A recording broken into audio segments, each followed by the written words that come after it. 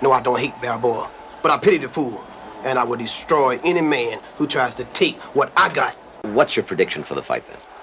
Prediction? Yes, prediction. Pain.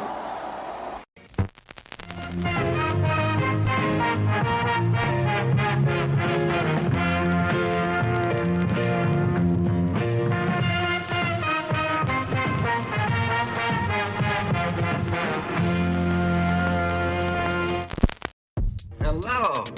And welcome to Film Bastards. Good morning, good afternoon, good evening, and welcome to episode 472 of Film Bastards. My name is Ian Loring, and as always, I'm joined by... Becky Foster. Hello, everybody. Hello, one and all. Mark is en route. Mark is 3.1 Becky. miles away, according to my Stalker app. I fucking love it. I love it. And I am just going to have my first taste of alcoholic beer since the 1st of November. Wow. That's crazy.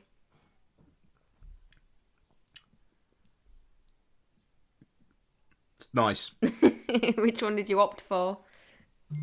I just got some Heineken. Ah, fair. Yeah. So, shit's going to be wild. By the time we get to the Guy Ritchie episode part, fuck knows what I'll be like. But yeah. Guy Ritchie, patreon.com/filmbastards. We're talking about King Arthur Legend of the Sword this week. That film is fucking bonkers. It's a real weird fucking vibe, isn't it?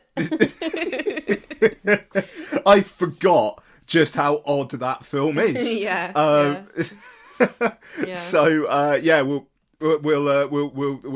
do somewhat of a deep dive into that. I think patreon.com/filmbastards, $2 a month.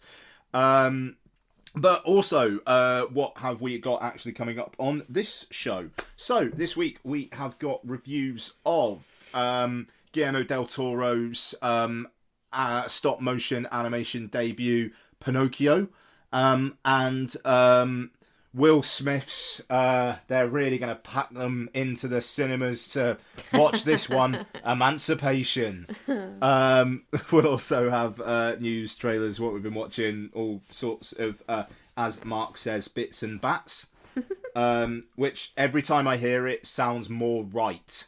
Yeah. I think it's accurate, yeah.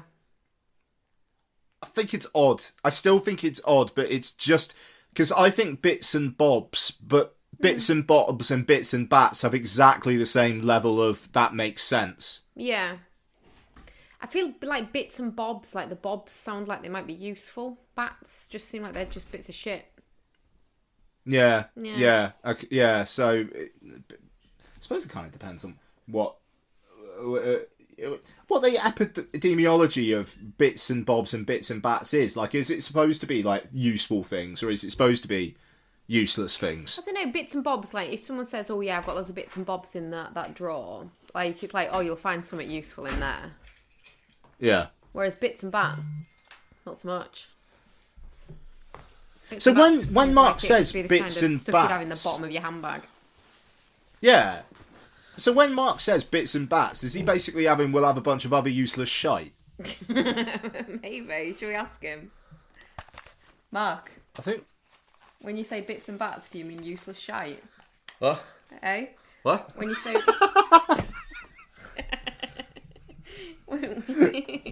when you say that you've got bits and bats on the show, do you mean like we've got loads of useless shit on there? Yeah, just like bits and bats. Just bits and bats? Yeah. Whereas bits and bobs...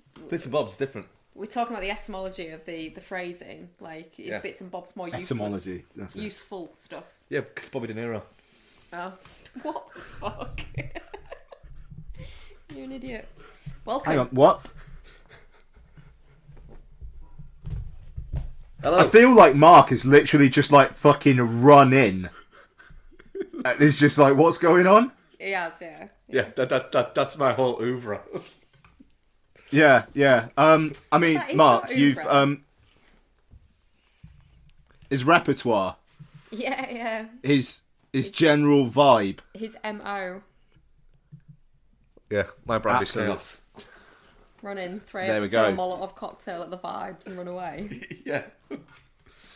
I like That's, to fuck shit up. That's a film that doesn't exist, isn't it? That David Gordon Green film, Our Brand is Crisis. Yes. Yeah. The Sandra Bullock Just one. reminded me of that. The Sandra Bullock film that everybody just doesn't know exists. Yeah. It's probably pretty good. Sandra Bullock and Billy Bob Thornton, I want to say, in a film directed by David Gordon Green. It's like... I believe it turns up like frequently on iTunes for like $1.99, and I keep almost buying it. That tracks. That tracks. Mark, you've missed it, but I've just had my first taste of alcoholic beer in 6 weeks. Oh, how's that? How's it settling? It's all right. I've already got the guilt coming. So that's What you need great. to do? You need to drink that guilt away. That sounds healthy. That guilt's a prick trying to harsh your good time. Like Peach's song "Fuck the Pain Away." Yeah. Just to drink the guilt away. Okay. I mean, literally, whenever anyone says what song's best for, the answer is always "Teachers of Peaches." Teachers of Peaches teaches you a lot. It does. On that note, Mark, what's been happening in the film world this week? I'm just going to hit you in the fucking face with that. What's happening in the film world this week? Yeah. Early reviews of Avatar are coming out. The Rock released his financials for Black Adam, and that's pissed Warner Brothers off. He seems real desperate to try and make out like it was a success when it wasn't. It is a little bit like he's going, look, this film made money. Just took a real long time to do it. This film, it's short of him literally just putting it out and going, look, this film made $19.67. That's money. It's still money. And I am taking my 40 points on that. Yeah. When The Rock is talking about, well, it's not just about the big screen. You know, there's trouble. Yeah. It's he thought with all his heart that film was going to make like serious. Like he thought that was going to be his first like solo $1 billion movie. Do you know what? Take it back 5 years. I reckon it would have been. Do you know what? He's just not. He's not a bankable star anymore. I don't think in the same way that he used to be. I don't think he singularly ever actually has been. Oh no, I think he singularly. He hasn't. I really hope that Uncle Vin just messaged him and went, really enjoyed Black Adam. Not everyone can be part of the $1 billion club. Do you know what I really want to happen? What? I want the Whale to come out to like fucking like amazing reviews and like Brendan Fraser to get like an Oscar and all this kind of shit, and it just like that whole thing to happen. And then Brendan Fraser to just like hit the gym and claim his fucking career back off The Rock. And just fucking punt him into outer space. With his tequila brand. You can just be a tequila salesman carrying a suitcase around with like dusty bottles. The problem is, the whole tequila thing, I know we're going off on the Rock like we always do. The problem is, even the tequila thing is just so like, no dickhead. You've released a tequila brand because George Clooney did a vodka brand, was it? Or whatever it was, and sold it for like 500 million quid or something like that. Thing is, I really quite like tequila. I would rather drink fucking petrol than drink The Rock's Terramana tequila. I bet it's a really tasty tequila. Yeah, I just don't like him. That's fine. I just bet it is a really tasty tequila. It's gonna be interesting to see what he does next, because like he was talking a very, very big game about, the whole power, the hierarchy of the DC universe is about to change. Like that quote feels like it's gonna haunt him. Yeah, I mean, literally, it literally one of the biggest hauntings is in our group chat. I mean, God, we have some fun with that, to be fair. But what does he do though? Because it's like you do wonder if Uncle Finn is just like, do you want to be in the last one then? Yeah. Yeah, like you do have to wonder. I'd kill him off screen in the last one just as a fucking real fuck you. That would be so fucking funny if they did that. It would be so fucking funny if they did that. Just I have- absolutely. Sorry, go Yeah, on. literally. I have properly 180'd on The Rock. I used to like watch films specifically because he was in them, and now like it's like, no, fucking kill the bastard off, but off screen. Don't let him get his glory. Yeah, like literally, like it's like fucking Toretto just walks on the screen and someone asks about Hobbs and he goes, "Oh no, he died. Oh, how'd he die? On the toilet, he farted too hard. No, he was out walking his dog and he slipped." What did he slip on? A banana skin. A literal banana skin. I know you read about it and you see it in cartoons, but it actually happened to Hobbs. He slipped on a banana skin. Just a real fuck you of a death. Yeah. Yeah. Yeah. I want that for him. Yeah. Oh man, that's terrible. Yeah, just worse. Fell on his own dog. His dog died too. Yeah. So I mean, Let's I go to a think funeral for the dog. so. Let's move on from The Rock. Dwayne, we hope you're able to work some shit. I don't know. Anyway, right. Golden Globe nominations. Oh god. They're back. After 1 year on the naughty step, they're back. It gives us some sort of an insight to an extent into how the Oscar race is going. Won't get into this too much, but Best Motion Picture Drama nominees: Avatar: Way of Water, Elvis, The Fabelmans, Tar, Top Gun: Maverick. Best Picture Musical or Comedy: Babylon, Banshees of Inisherin, Everything Everywhere All at Once, Glass Onion, and Triangle of Sadness. Triangle of Sadness getting a nomination there, which I think has maybe surprised some people, because it's that also shows up in Best Supporting Actress for Dolly De Leon. I think it's... Is it in screenplay? No, it's not. Is it just those two then? Maybe it is. But yeah, so I think that's interesting for Triangle of Sadness. Best Actress in a Motion Picture: Kate Blanchett for Tar, Olivia Colman for Empire of Light, Viola Davis for The Woman King, Ana de Armas for Blonde, Michelle Williams for The Fabelmans. And then if we look at Best Actress Musical or Comedy, you got Leslie Manville, Margot Robbie, Anya Taylor-Joy for The Menu, which is something, Emma Thompson and Michelle Yeoh. So, if you were going to say that like 5 of those 10 are going to get an Oscar nomination, Kate Blanchett, Yeah. Michelle Williams, Margot Robbie. Michelle Yeoh. I don't think Yeoh gets it. I think she gets... Well, if we look at who's left over, Anya Taylor-Joy for The Menu. Does not get an Oscar nomination for that film. Leslie Manville for Mrs. Harris Goes to Paris. That could be one of those weird random ones that does happen. Mate, no. Sorry. I would express that's one of those weird random ones that just crops up in there.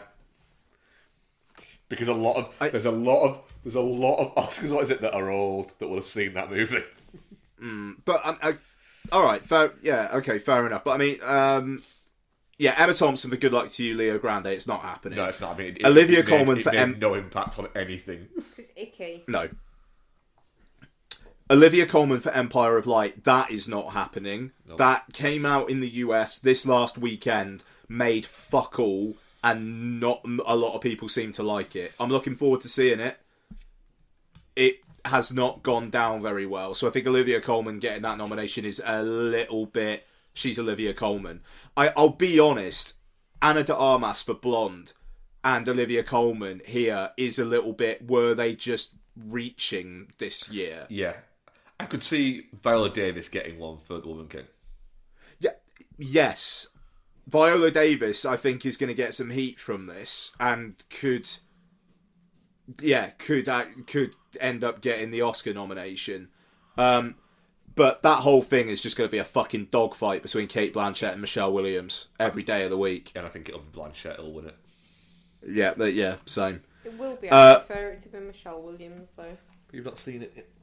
I like Michelle Williams. I think Kate Blanchett seems like a real bitch. She's fun, though. But it should be a good night out, actually. I bet she'd be a very good You'd night end up out. getting fucking groomed to fuck. Yeah. Oh, right to the yes, toilet, please. But But then if you went out with Michelle Williams, she'd go home at 9:00. that is true. But you'd get to spend some time with Busy Phillips though, because Michelle Williams would go home for her kids, and Busy Phillips would stay out, and as she seems like she'd be a really good night. Yeah, that'd be one of those. The thing is, I'm more interested in the best supporting actress one because All right, well, let's. because it never struck me that Kerry Condon could quite conceivably get a nomination for best supporting actress. For Banshees. Yeah. I mean, She's very good in that.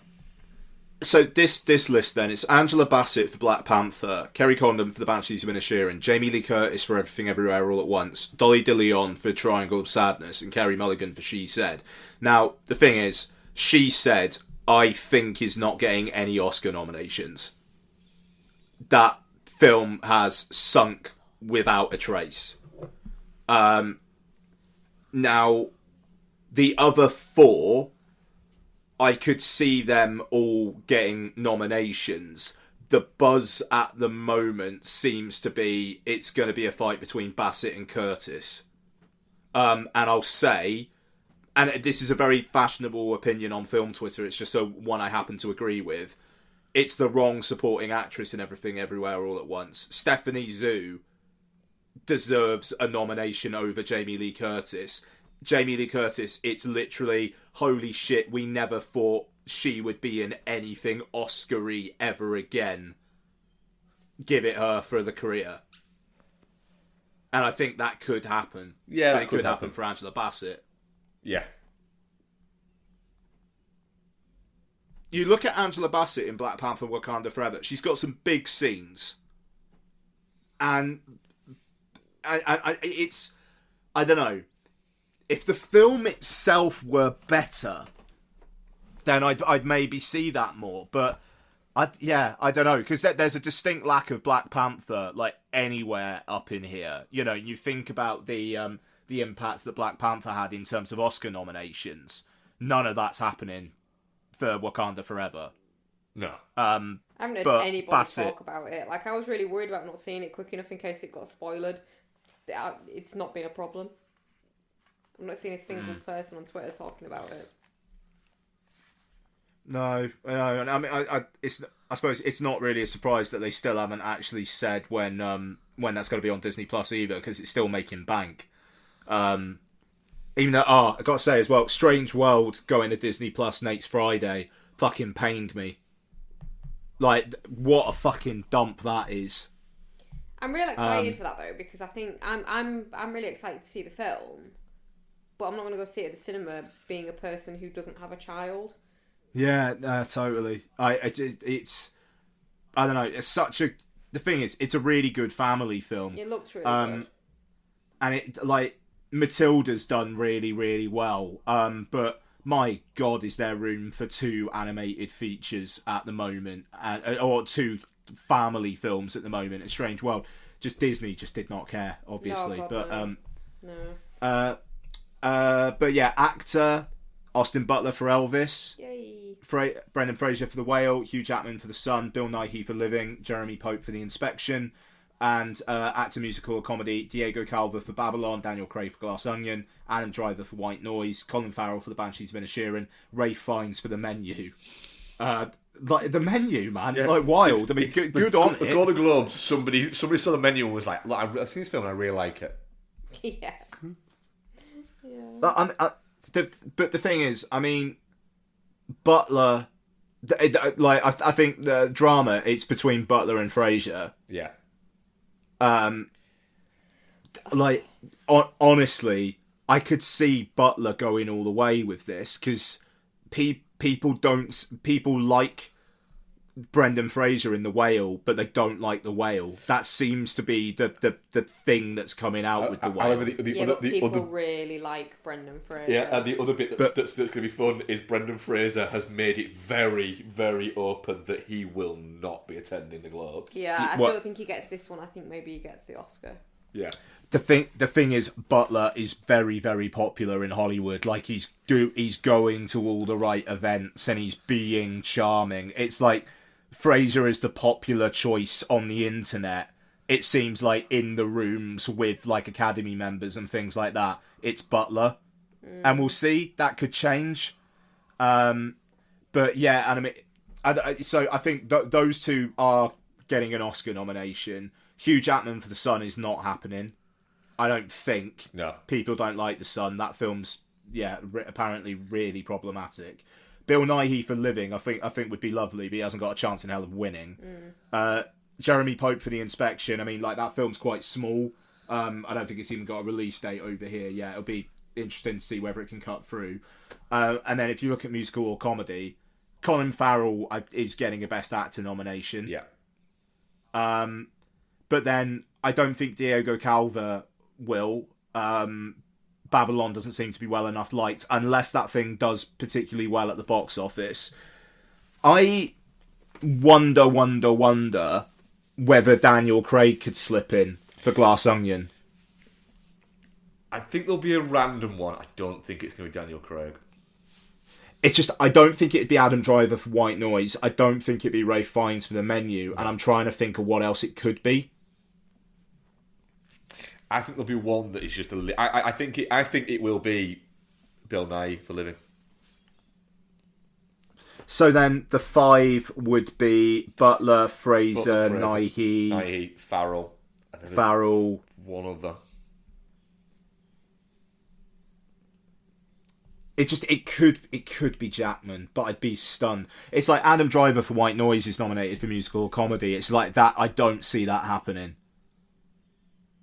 No. It wasn't a performance where I was like, okay, give it Best Actor. I like White Noise. But yeah, I mean, maybe Diego Calva. But we'll see how that film does. But yeah, it to be fair, it feels like it's going to be a dogfight between Fraser and Butler, and maybe Farrell if he starts charming people like he can. Yeah.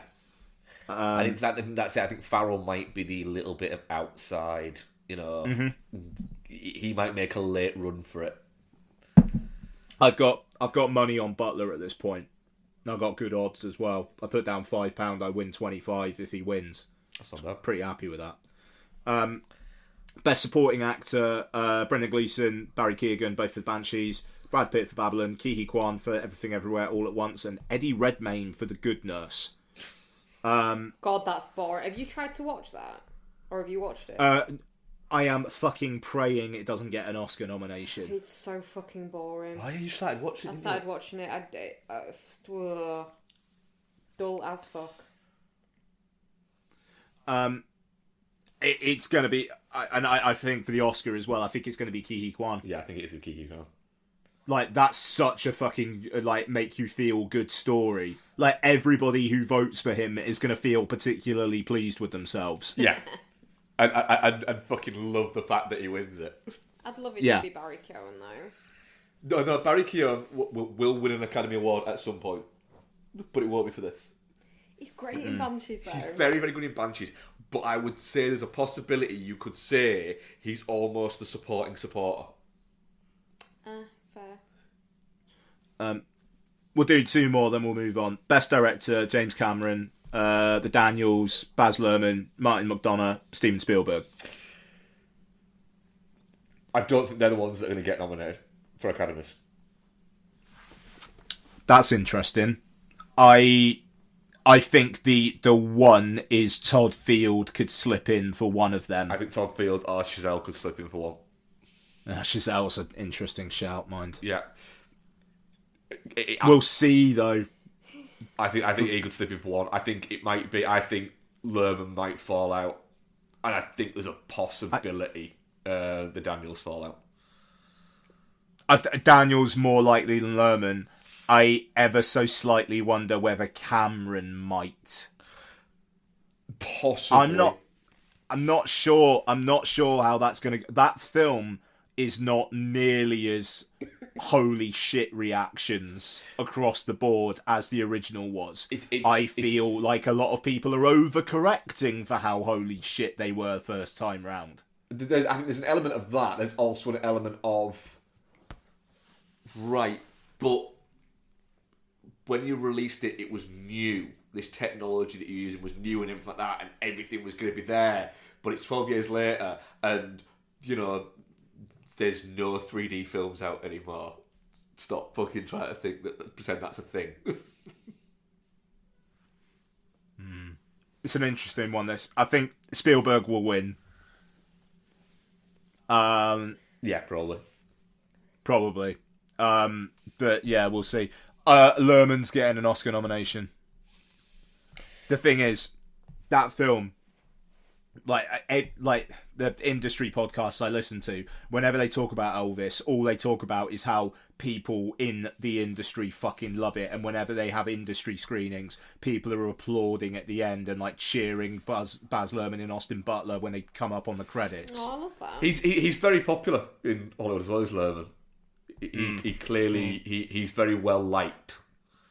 And the thing is, it was also, okay, it's based on IP as in Elvis, but it's a relatively original studio film that made a lot of money. And the thing is that they apparently he is incredibly good company in terms of for just sort of spending time with at parties and bits like that. Baz Uncle Luhrmann. Baz or Austin Butler? Pardon? Uncle Baz or Austin Butler? Baz. Apparently he's very popular because he is just a very good, a fun guy to have around. Yeah. And he's quite... I don't know whether I mentioned this actually when the movie came out. Did I mention to you, Ian, about the soundtrack having the Baz Luhrmann interjections on Spotify? Like he'd be explaining some of the tracks. So there's one, and it's is it I've Got a Feeling? I think it is, and there's like an intro to it, and it's like, so we found these demos, and it's like it's this Stax track, and what people don't understand is it's like a dance banger, but it's also like a Stax track, and it's What's that mean? I don't fucking know. I'm guessing Stax sessions were like a thing, weren't they? Yeah. I was listening to the soundtrack the other day because I did my Spotify Wrapped, and the Elvis soundtrack featured quite heavily. So I was listening to it again, and but I was listening to the normal one, not the Baz Luhrmann one. But I just messaged Isabel because we listened to it quite a lot in the car, and it was like a whole in joke. I'd just message her occasionally going, "It's like a dance banger, Isabel, but also like a Stax track." That's pretty good. And I messaged her the other day with it, 9 months after I last messaged her with it, and she's like, "That's just what people don't understand, Mother. Uncle Baz knows." Oh, I wonder if it's still on Spotify. It was good, that. It was quite You've raised her right. Fair play. Sorry. She's alright, isn't she? Oh dear. But yeah, that's one of the ones I'll be rewatching before Top 10 of the Year show. That and Triple R. Yeah. That and what? Triple R. Oh hell yeah, yeah. I always think that film is RRR, but Triple R probably makes more sense. It's just easy yeah, to say. But RRR, it's quite satisfying. Yeah, I've got the 4K of Elvis ready to go at some point when I've got 2.5 hours. That feels like, if I'm starting drinking again, that feels like one to just have some like Jack Daniels one evening over Christmas. That feels like a good Christmas. Do you know what? Do you know what? Fair enough. I don't mind waking up with a little bit of a thick head a little bit later than I want to. Do you know what? It's not on there anymore. The one where Baz does his track intros. It's not on Spotify anymore. I tell you what, the Maneskin cover of Is It If I Can Dream fucking slaps. I'm very bored of that band. How? Because they're just boring. But they're nowhere. Why are you bored of They're them? quite everywhere, babe. Are they? Yeah. Oh, I love living in a bubble. They're quite everywhere.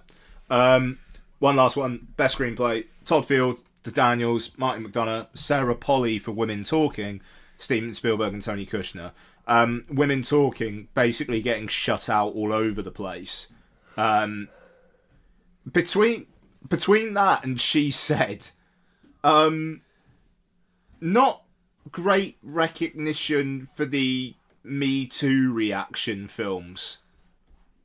It has to be said. That's a shame. And I really, really like She Said. I haven't seen Women Talking, but I really like She Said.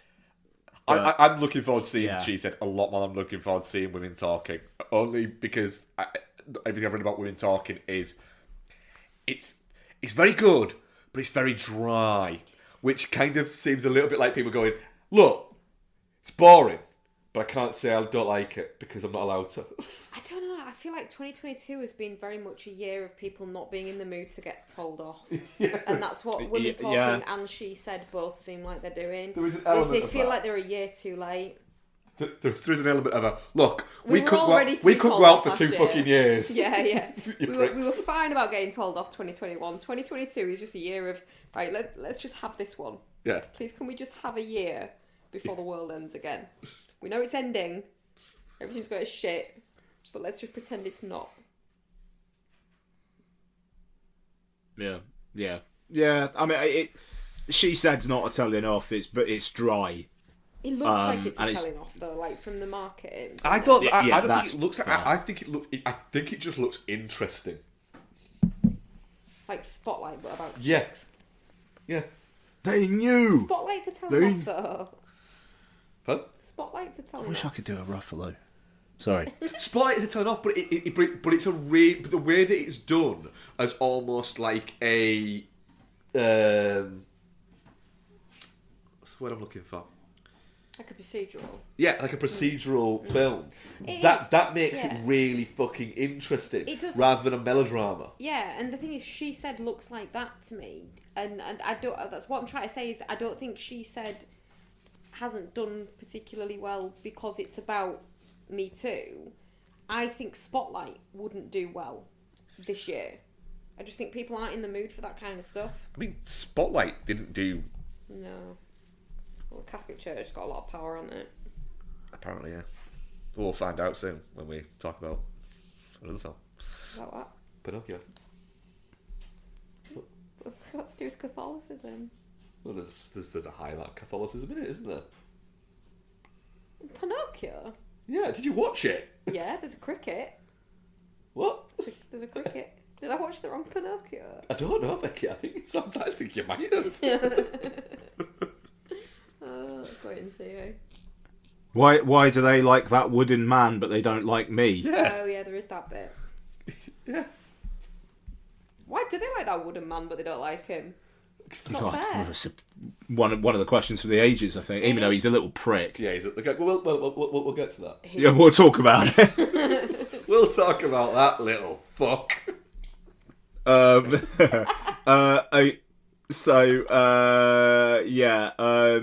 what were we talking about? Screenplay. Yeah. Todd Field, probably. Yeah. Anyway. I do think it's with Todd Field. Yeah. Right. Okay. Let's talk some trailers then. So, Mark, have you had an opportunity to have a bang on the trailers that came out today? No. Bex. Right. So, Bex watched them earlier on. What Ian's intimating there is that we are both wildly unprepared. No, I was wondering.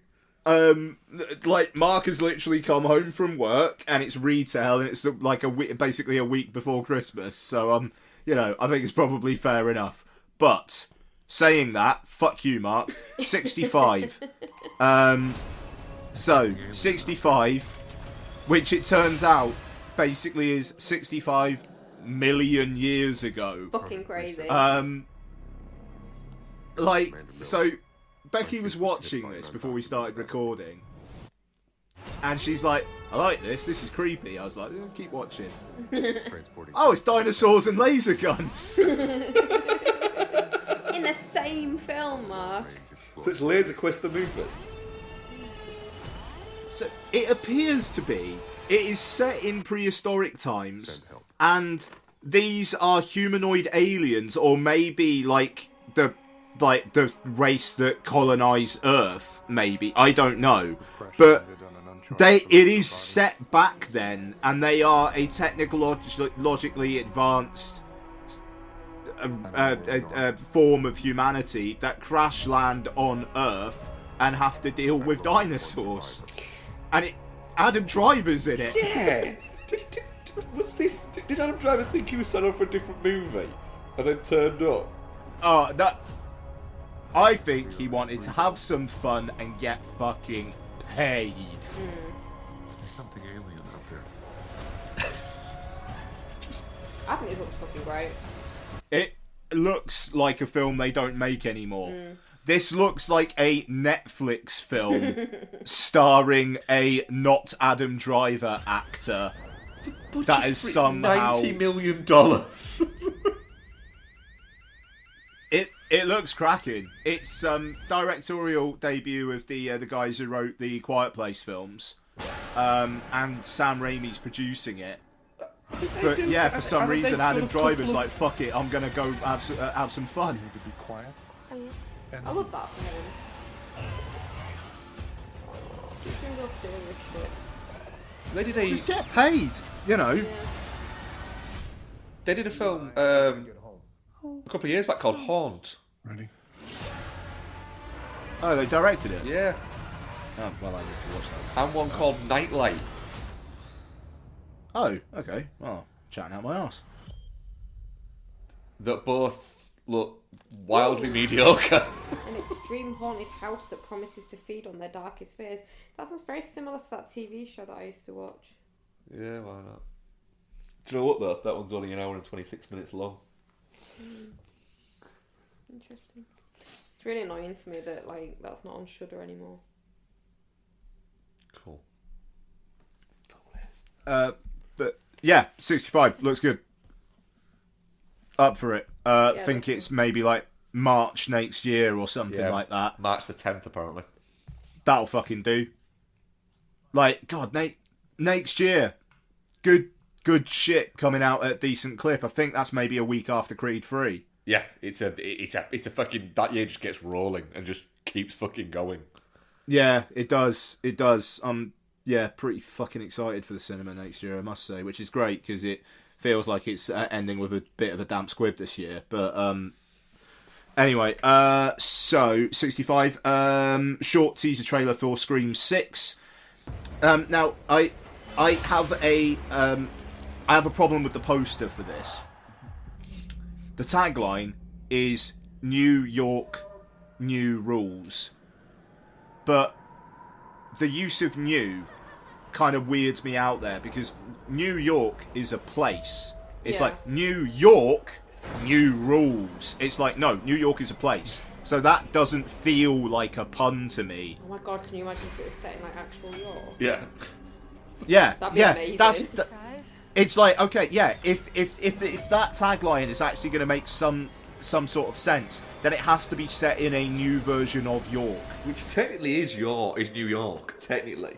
I feel like New York has very little relation to actual York. Apart from the fact that it's literally called New York. Yeah, that's because America can't do anything. Yeah. Oh, we need to name a city. What should we call it? New Brighton. Yeah. There's actually New Brighton. I know there is. Because they're fucking idiots. It's New Jersey as well. However, Oh my god, did you New see that Hampshire. thing about Jersey with that block of flats that went up in flames and loads of people We don't need to died? talk about that right now. Okay. You brought up Jersey. Anyway, carry on. the trailer. There is no Old Orleans, though. There's no Orleans. Old Orleans was a Well, bar restaurant no. chain I quite liked back Yeah, in the day. Yeah, but there is no place just called Orleans, is there? Yeah. Where? Orleans? Yeah. It's in South France, isn't it? No. I'm pretty sure there is. It's like the French name for it, something different. Was it Paris? No, because I think they got a Paris. They've got Paris, Texas, haven't they? Yes. Good film. I don't know. You won't let me watch it. Well, I'm just like a banjo from it or anything. Yeah, but I like to watch things with you, dickhead. We're getting off topic here. We are. Sorry. So New York, the new rules. The It's set in the now Clifford Tower.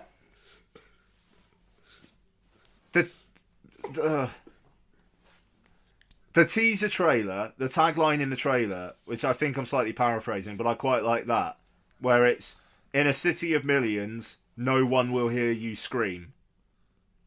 That's pretty good. I quite like that. It's quite depressing as well. Yeah, the anonymity of living in a highly populated area. Yeah, Yeah. yeah. But I like that they've essentially restarted Scream with the first one that's doing some massive callbacks to the first film. And then with this one, it's like, right, let's just switch shit up completely. Like, the idea of a Scream film in a city is interesting enough that kind of already has me. There is an element of, yeah, all right, let's see where you're going to go with this.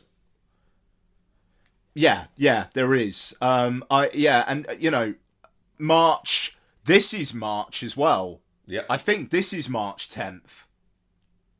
Fucking hell. Have we got To the Film Distribution Association's website I go.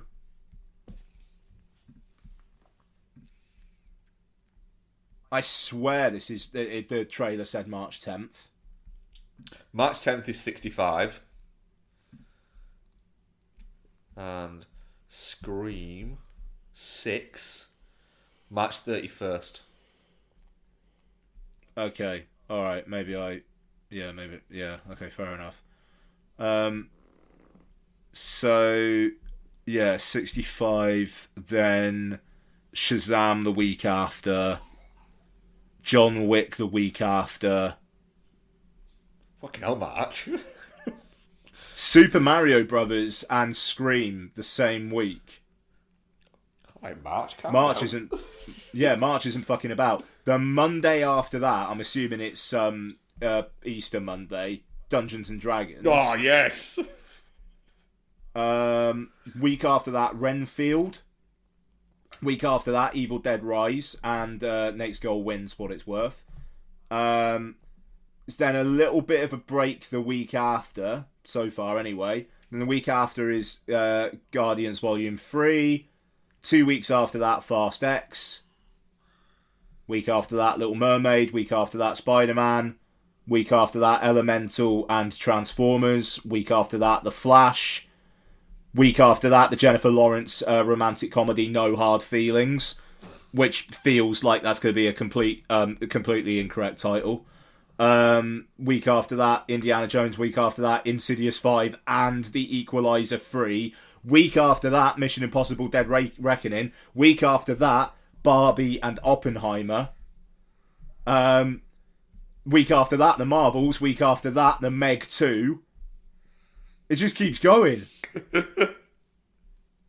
Like, straight up, it just keeps going. There's rules. Like, what? That's going to be a fucking year. Anyway, Scream 6. I like the idea. Trailer's fine. Not much to it. Bex, What else we got? did you watch the Scream trailer? Yeah. We were talking prior to recording, weren't we, Ian, about General Ortega. We said we'd revisit it when we were recording. You probably will not agree with this because you live in a weird fucking bubble, but I think she's got some real kind of like done more than she's actually done energy in everything that she's in. Like when she's in Wednesday and people are talking about her being in Wednesday and stuff like that, it's easy to forget that really Scream's the only other big thing she's done. Wasn't she in X? Or was that another one? Yeah, but like as a bit Yeah, part. she was. Bit part though, wasn't she? She's still in it though. She was that mousy girl who then decides she wants to be in a porno. Yeah. Yeah. I'm just saying she's not really got much main character stuff. No. But she's got a screen presence that suggests she does, and a charisma that suggests she does, in interviews and on screen and stuff like that. She's certainly not lacking in confidence. No, she's not.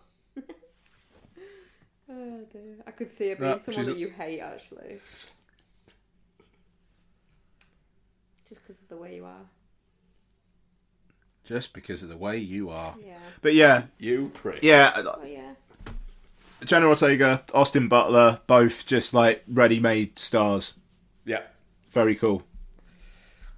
Have we got any others? I don't. Oh, yeah. Actually. I've got a couple. What about... What have you got, Bex? The subtle art of not giving a fuck. What? What's that? It's like the movie of a self-help book about just not giving a shit about what people think about you. So Fair enough. The film will explore society's obsessions with the pursuit of happiness and will be presented by Mark Manson alongside Disappointment Panda, a character from the book whose superpower is to tell people the harsh truth. Looks really fucking good. Alright, fair enough.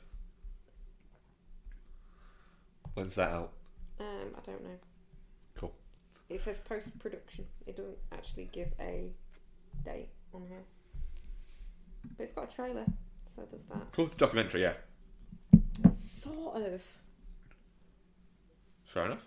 Cool. No, it's not really a documentary. It's kind of like a dramatisation of a book that's been written that's a self-help book in a weird format. Alright, I'm intrigued enough for that. Yeah. And then the other one that I watched was the Anna Kendrick one. Alice Darling. Don't know. No, nobody. Nope. So yeah, Anna Kendrick and people. I don't think anyone else that you'd necessarily know. A young woman trapped in an abusive relationship becomes the unwitting participant in an intervention staged by her two closest friends. Looks like it's got some quite good tension to it, to be fair, and it's Anna Kendrick not being Anna Kendricky. As far as the trailer is concerned, it looks like quite a good dramatic performance. Well, so it's it's a drama rather than just... Oh yeah, it's like a real film. Fair enough. Rather than an Anna Kendrick movie. Okay. Yeah. Yeah. How about... Sorry. No, I was going to say the new trailer for My Three Guns come out, but it's nothing, there's no more real information in there. Nope, we're only a few weeks away from that now. Brilliant. I'm keen for that. Mafregan is going to be starting 2023 in spectacular fashion. Definitely. Spider-Man Across the Spider-Verse. Oh gosh, yeah, that came out. No, I saw you guys discuss... I couldn't interject, I was at work. I saw you guys discussing it on our boy chat. And it seemed to be a little bit of... a little bit worried about this one. So, this is... this is a thought that I had in my head, but Noel articulated it. So, credit to Noel, absolutely, in the boy chat. But the first one is its own story. And yes, there's a Spider-Verse, but the characters in it are not just, it's that Spider-Man from that thing. Yeah, it's not a basic version of the DiCaprio point to screen meme. Yeah, exactly. This trailer, I've already seen, oh my god, the PlayStation 1's there. Oh my god, the PlayStation 1 Spider-Man is there.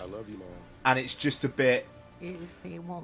please, let that just be, a sequence where a bunch of Spider-Men are, fighting something. And that's it. Yeah. The fact that so much of the trailer is taken up with a conversation between Miles and his mum. I think it's almost purposeful to go, look, don't worry, this is still a film like the first one where there are heartfelt conversations. But then it's also, but look at all this Easter egg stuff, and I really, really hope they thread the needle, because otherwise this could be what I was worried the first one was going to be. Yeah. I'll have to wait and see on that one. But yeah, I'm a little bit... I keep forgetting this is actually happening. Yeah, and I mean, I'm excited for it. I mean, Into the Spider-Verse was just such a fucking bolt from the blue. What a stunning bit of work that was. Yeah. And it's obviously having an effect on pop culture now. Oh god, what was I watching the other day that felt just... Oh no, not watching, playing. The new Need for Speed game basically starts with opening titles that are the opening titles from Spider-Verse, and then the characters are cell shaded and almost anime style. But also, weirdly enough, the new Puss in Boots film, The Last Wish, has got this weird 2D, 3D mix to the animation that feels like it's been liberally borrowed from the first Spider-Verse as well. So, you know, and also, I mean, like, you know, it kind of like led the way for the Spider-Man Miles Morales game. You know, like, it's Miles Morales as a character had such a boost because of that film. Yeah, I'm fucking wary of this, and I wasn't expecting to feel like that with the trailer for it. Yeah, because there's Across the Spider-Verse, and then there's another one, isn't there? That they've done Beyond the they've made them back Spider-Verse, to back, I think, haven't they? Yeah, so Beyond the Spider-Verse is coming out in 2024. Yep. We'll see. Which is confident, but I mean, like, after the reaction to the first one, why wouldn't they be? Motherfucker won Best Animated Feature at the Oscars. Yep.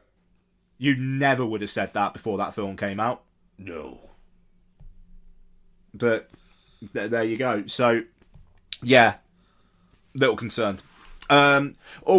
Infinity Pool, the new Brandon Cronenberg. Ooh, not seen this one. I said I was going to do my trailers today, but I just didn't get a chance.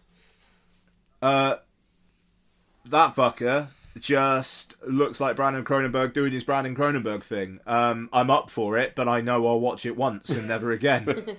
You'll really like it, what you Lex? I would think so. Yeah, this was the next trailer Mia I was about Goth. to get to. Yeah, it's Mia Goth just continuing to be really, really fucking interesting and creepy. It's just like she seemed to sink without a trace, and now she's just come back hard, and it's like, it's great, good on her, you know. But yeah, it's. I think it plays Sundance. I imagine it will be out on like VOD platforms like Q1 or something like that. So we'll talk about it next year. But yeah, it looks like a film I'll never unsee. Nice. Yeah. Right.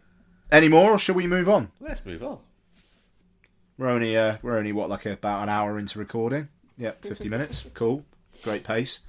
So, okay, let's talk about that little wooden prick. So, Pinocchio. And you didn't go to school? Why? You promised me you would behave. I was going to, Papa, but Yes, Pinocchio, what? 10 bandits came out of the bushes and took... out of the bushes and... They took the book. Oh, I see. So, and then what happened? They had an axe and they wanted chocolate. Hot chocolate. Pinocchio, you shouldn't lie to me. I am your papa. But I'm telling the truth. Then why is your nose growing? It's not. Lies, lies, and more lies. I am not lying! Will you look at you?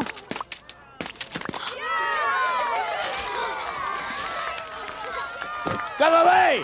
This is not a spectacle.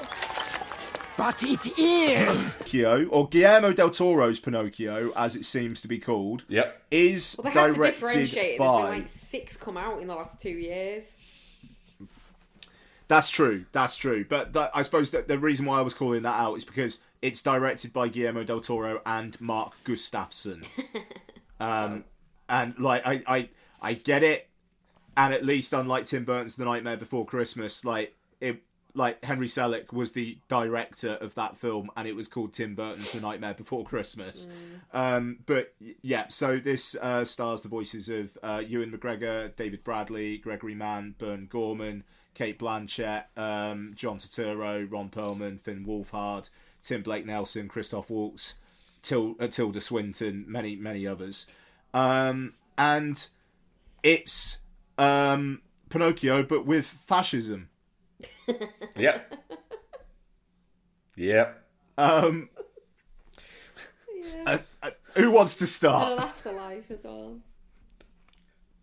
Yeah, weird fucking creepy faced thing that is like, yeah, I'll bring you back, but you're gonna pay a price. Hell of a film. And Kate Blanchett playing what I thought for like the first half of the film was a chupacabra. It was so fucking funny. Yeah. I was like, is that chupacabra? Wait, what? She attended the premiere of this. And it was just like, you're playing a monkey. Good on you for turning up.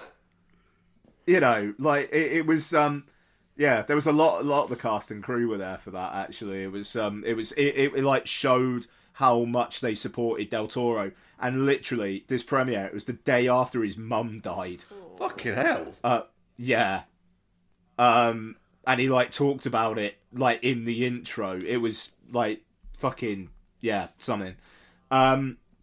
So yeah, Pinocchio. I've already talked about it in my LFF wrap up stuff. So I'll just say for now, and I'll interject, but I think this film is fantastic. The animation is brilliant. They have made a version of Pinocchio that feels like it was actually made for a fucking reason, unlike the Zemeckis one, and it's full of Del Toro-y creepy goodness. Guys, what do you think? Yeah, I was a little bit worried about this because I'm not a fan of stop animation. Or Pinocchio. I can accept the fact that it's an incredible craft and it's an incredible amount of skill, etc., etc., etc. But I just don't really like it. Why? I just don't. I don't. It's one of those weird things that I have, like poetry, that I just don't like.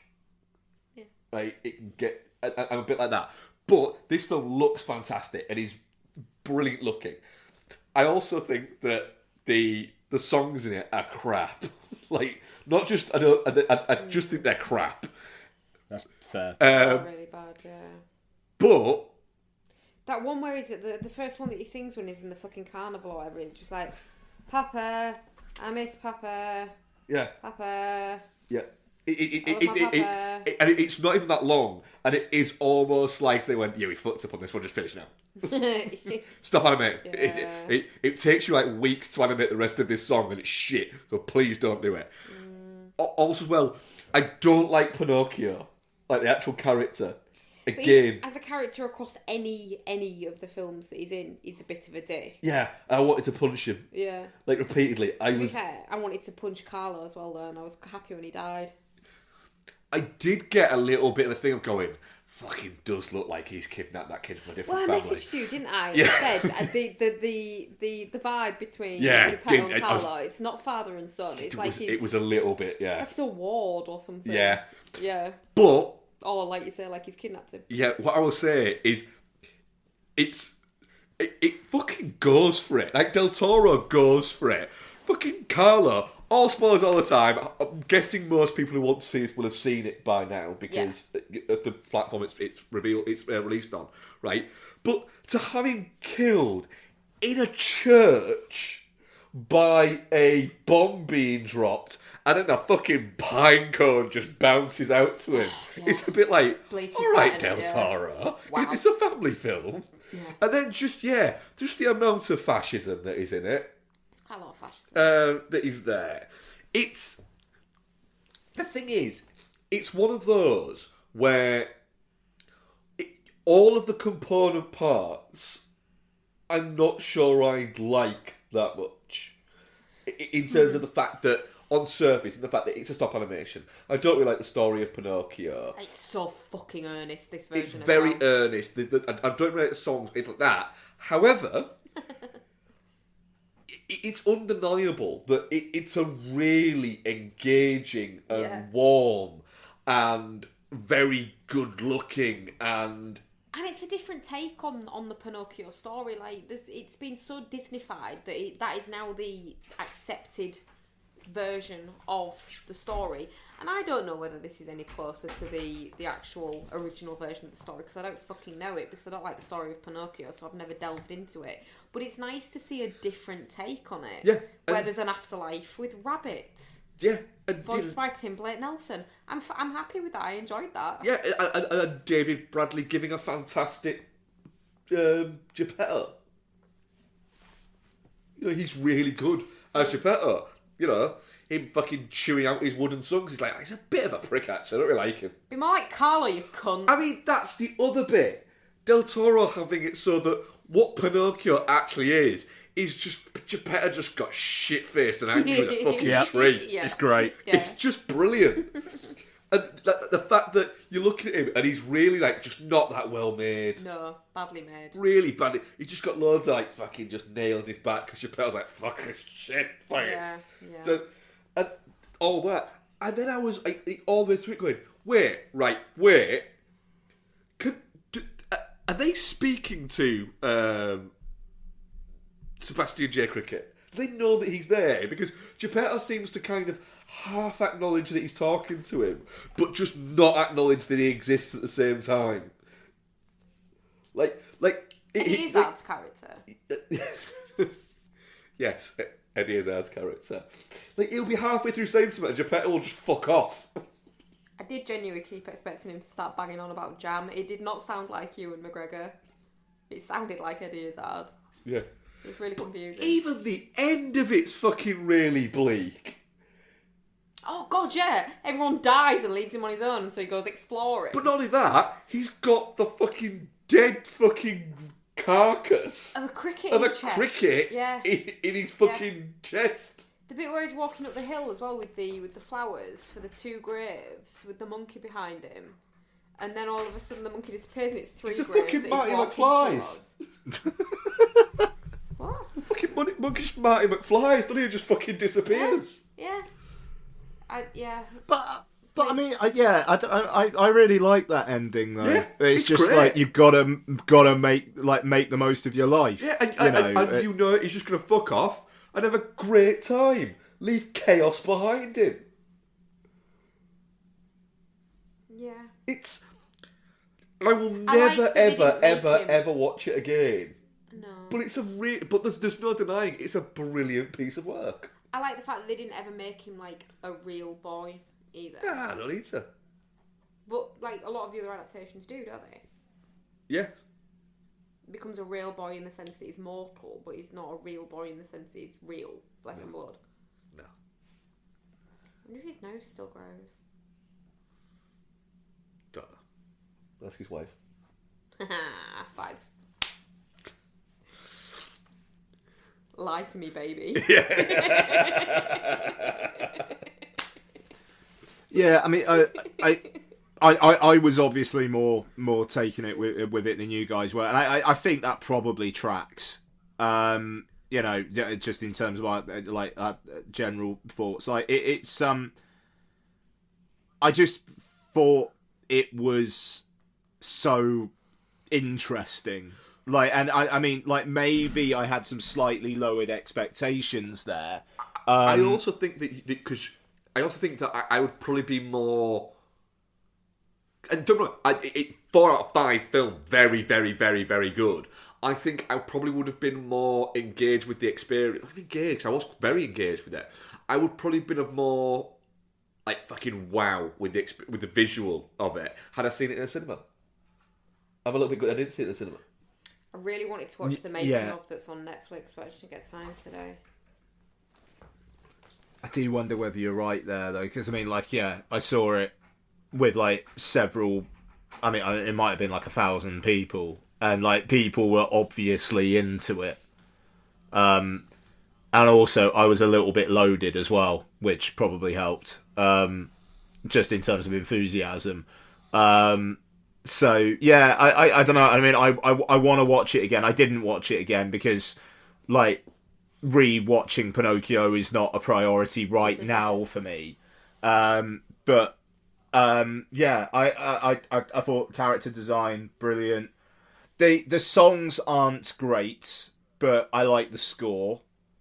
And there's the earnestness. I think it just it that works for me. And like Del Toro said beforehand, that it was a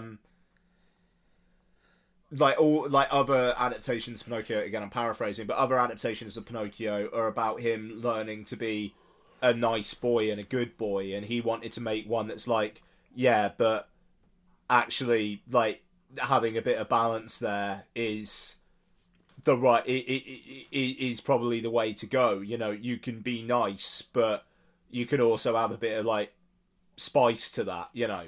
That's definitely not what Del Toro said. He's not spicy though, is he? He's just a bit of a twat. Yeah, but I don't know. He just like he is a bit of a twat, but he's a bit cheeky, and he's just a little lad. But a lot of little lads are twats. Yeah. He literally has just started to exist and wants to, you know, just doesn't understand anything. And he's a mortal.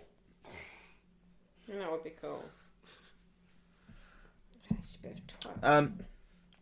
But hey, I'm definitely not shit. I'm gonna rewatch it before end of year stuff. Yeah, I mean, it sounds like you guys are definitely not shit, just not shit. as much as me, Yeah. and that's fine. Absolutely, definitely not shit. It's very, very, very, very, very good. Yeah, definitely. It's, you know, I think I really enjoyed my time with it, but it's just at no point will I ever watch another Pinocchio movie because I am Pinocchio'd out. You watch this one after watching the Zemeckis one. Oh God! And it's night and day. Like they are similar films, and yet in a way they couldn't be more different. Like the Zemeckis one is just this absolute Zemeckis going to a safe place because he's had some flops. Yeah, it's a massive turd of a movie. Yeah, and then you've got this, which is made with feeling. Yeah. And it's made by a lot of people who give a shit.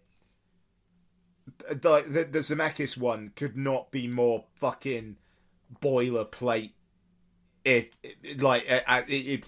it tried, you know. Anyway, the Zemeckis one was made by an accounting team. I don't know. It's weird that Pinocchio is one of my best films of the year. Pinocchio is one of my worst films of the year. There you go. Funny old world. What was the audience poll? Definitely not shit. 80% and shit 20%. Interesting. I think the 20% is probably people that are just fucking Pinocchio'd out. But it has made me really want to watch the Pauly Shore one. Wow. Fuck's sake. Wow. I really don't want to watch the Zemeckis one. That's just not a place I want to go to, but I do kind of want to watch the Pauly Shore. So we're going for the hat trick then? then? Popped a boner there. Yeah, let's fucking go. Guess what we're watching tonight? Oh dear. CS3P Combat. Player 1, choose your character. Tired of film and television podcasts where the hosts exist in a blissful state of agreement? Stronger. Player 2, choose your character. Well, you're in luck. Punter.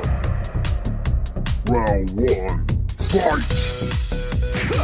Allow me to introduce you to the Chinstroker vs. Punter podcast, featuring two film and television fans from Birmingham, England, who enjoy their media in very different ways.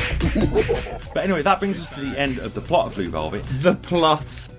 I mean, the main characters are two of the dullest main characters I have ever encountered in any film. So join us as we catch up on what we've been watching from our own very different perspectives. Double KO. Round 2, fight! You can find us at csvsp.libsyn.com, also on Spotify, iTunes, Stitcher, all the places that podcasts can be found. Just really It's not visually striking. No. Just getting confirmation. It's just in English. That's the third time, though. I mean, is this on?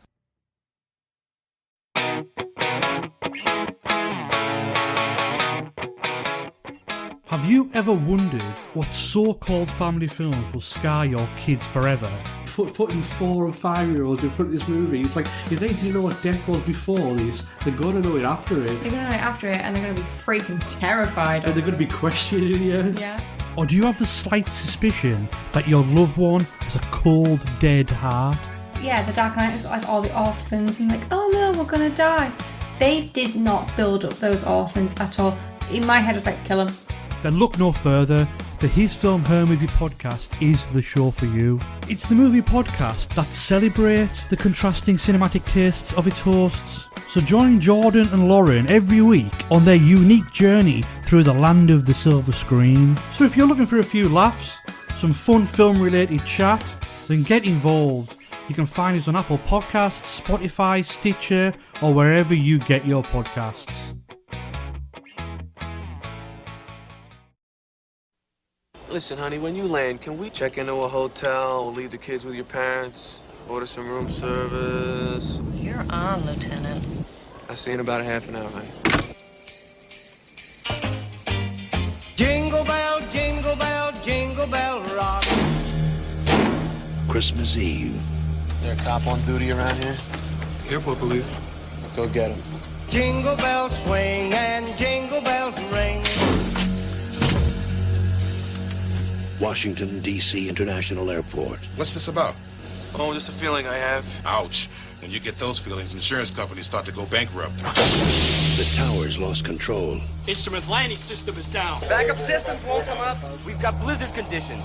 Zero visibility. Attention all controllers. We have a code red alert. There's panic in the air. This is a professional mercenary. You got the world's biggest drug dealer on his way here now. What do you need, a slide rule to figure this out? You get the hell out of my office before I throw you out of my damn airport. And terror on the ground. Who is this? Who I am is unimportant. What I want is very important. Oh, we are just up to our neck in terrorists again, John. But for police officer John McClane, When I'm right. it's just another Christmas. You're the wrong guy in the wrong place at the wrong time.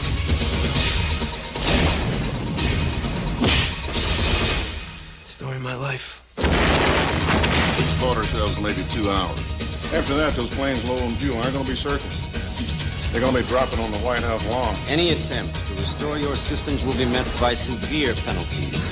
Somebody out there. It's McClane. Blow it up! Wife's plane, they're going to run out of fuel in 90 minutes. What are you going to do? Whatever I can. Last time, it blew you through the back wall of the theater. Got a cowboy ride too rough? I don't like to fly. What are you doing, Jim? I don't like to lose either. This time, it'll blow you sky high. Is what you expected? No. This is just the beginning. On July 4th, Die Harder. Bruce Willis, Die Hard 2.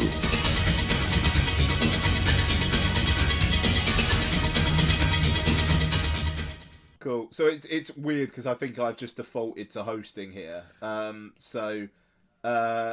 Let's talk about some. Let's talk about some what we've been watching, and guys, who wants to kick off? We've not watched that much this week, have we? We've had a bit of a busy old week, haven't we, Bex? Together, I don't think we've watched anything apart from. What have you watched? I don't think we've watched anything together, even the podcast movie. No, we haven't watched all those separately, haven't we? I've watched a few on my own. So I watched Ready Player One. Did you? Yeah. I really fucking love Ready I know Player you do. One. Well, I'm really excited for the sequel to this. Like, properly Ready Player excited. 2? Yeah. Wow, is that actually called that? Yeah. Fair play. So the reason I watched it, I was, I think I was listening to an episode of Kingcast and they reference it because there's quite a big shining chunk of it in there, where they're in the Overlook. Sure. And I was like, do you know what? I really fucking liked that when I first watched it, so I'll rewatch it. Still really fucking like it.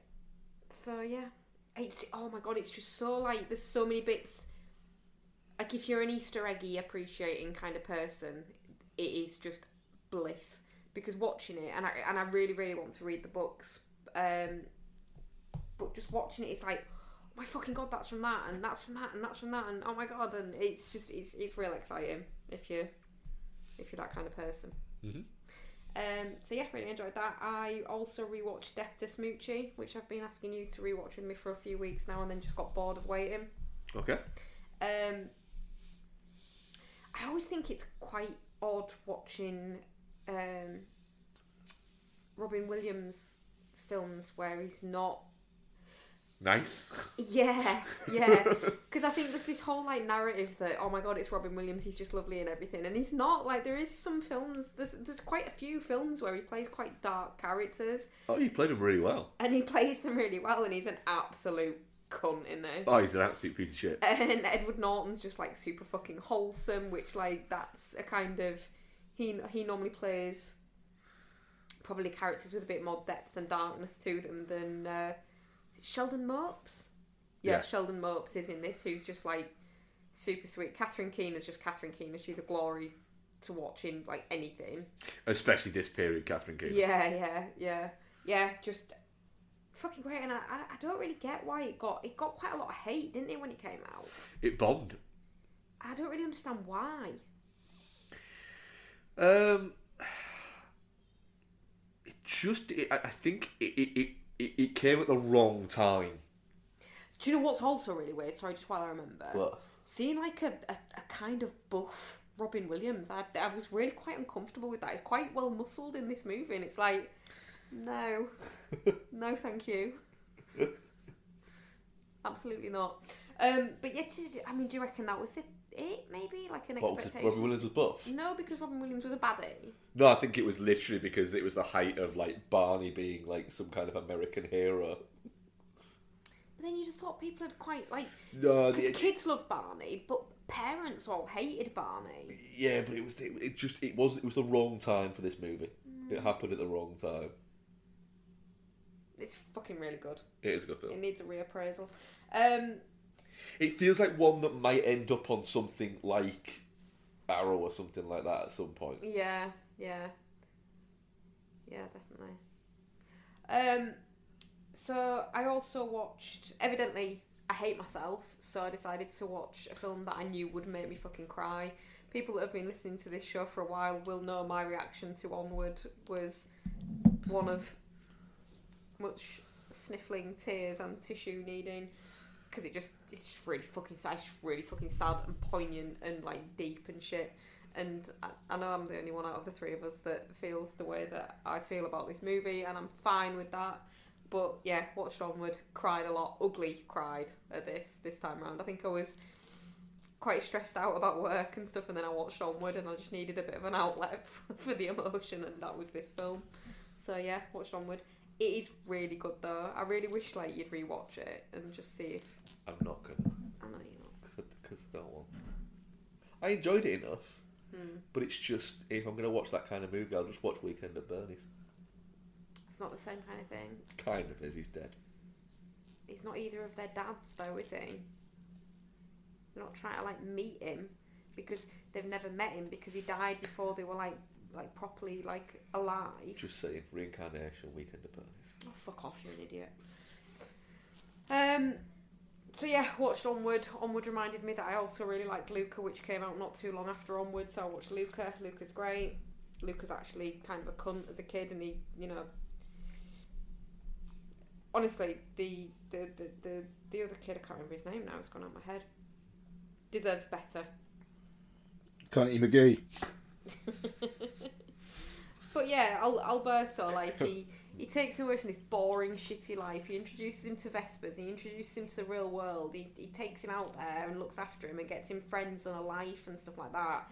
And then Luca fucking betrays the shit out of him by, like, doing the whole, like, oh my god, it's a sea monster thing, and forcing him to run away. And, like, honestly, it made me so angry. What a prick. What a prick. Yeah. Him and Pinocchio should fucking go travelling together. They should. And Both do you know what? His redemption arc, like, I wouldn't forgive him. And then, right, they win the fucking race. Yeah. Alberto gets his Vespa, and then he sells it to send Luca to school. After he's betrayed him. He's just a better man. He is, Yeah. Yeah. And then the other one that I watched was, which you sort of half watched with me, didn't you? What? Oculus. Yes. Then you fell asleep. Yes. I had been up since 4. That's not really an excuse, is it? Fucking pussy. In it, right? Oculus is really good, actually. Like, I'm going to go back and rewatch Hush as well, because I think watching, like, the early Flanagan stuff would be quite interesting. Oculus is good, but it has a baggy middle. Does have a baggy Has middle. a really baggy middle. Yeah, it does, yeah. There's a reason you and I both fell asleep at around about the same point in it, and I had to go back and rewatch the end, and you just didn't get a chance to. Because it's baggy. Because it's baggy in the middle. It's baggy. Yeah. I do like how much... Is it baggy, Mark? It's baggy, it's so baggy. I do like how much of a twat Karen Gillan is. Yeah, so do I. The fact that she just basically straps a dog to a mirror in the hopes that it will die. Yeah, she is very much. I will prove I am right in any way possible. Yeah. She is. You can prove anything with stats. The living embodiment. The guy that plays the brother is very much CW Network generic, like, flesh bag. Oh yes. It's he barely has a name. Yeah, I actually genuinely don't remember his name. He doesn't. No. He doesn't. He's Unthreatening Handsome Man 3. Oh, no way. Unthreatening Handsome Man 3? Yeah, he is. Yeah. Cool. The guys that play the parents are pretty good in the flashbacks. Ron Livingston and Katie Sackhoff. That's it. Katie Sackhoff, who has the most just like, oh god, like bad high five for a headline once. That you know when something sticks in your brain, you're like, I don't like the fact that's stuck in my brain, but it's stuck in my brain for a reason. There was a Mr. Skin advert headline for Katie Sackhoff that was brilliantly titled "Whack Off to Sackhoff." It's just nice. like, well fucking played. That's fair. I mean, appalling fucking website and everything, but well fucking played. Who did you say played the dad?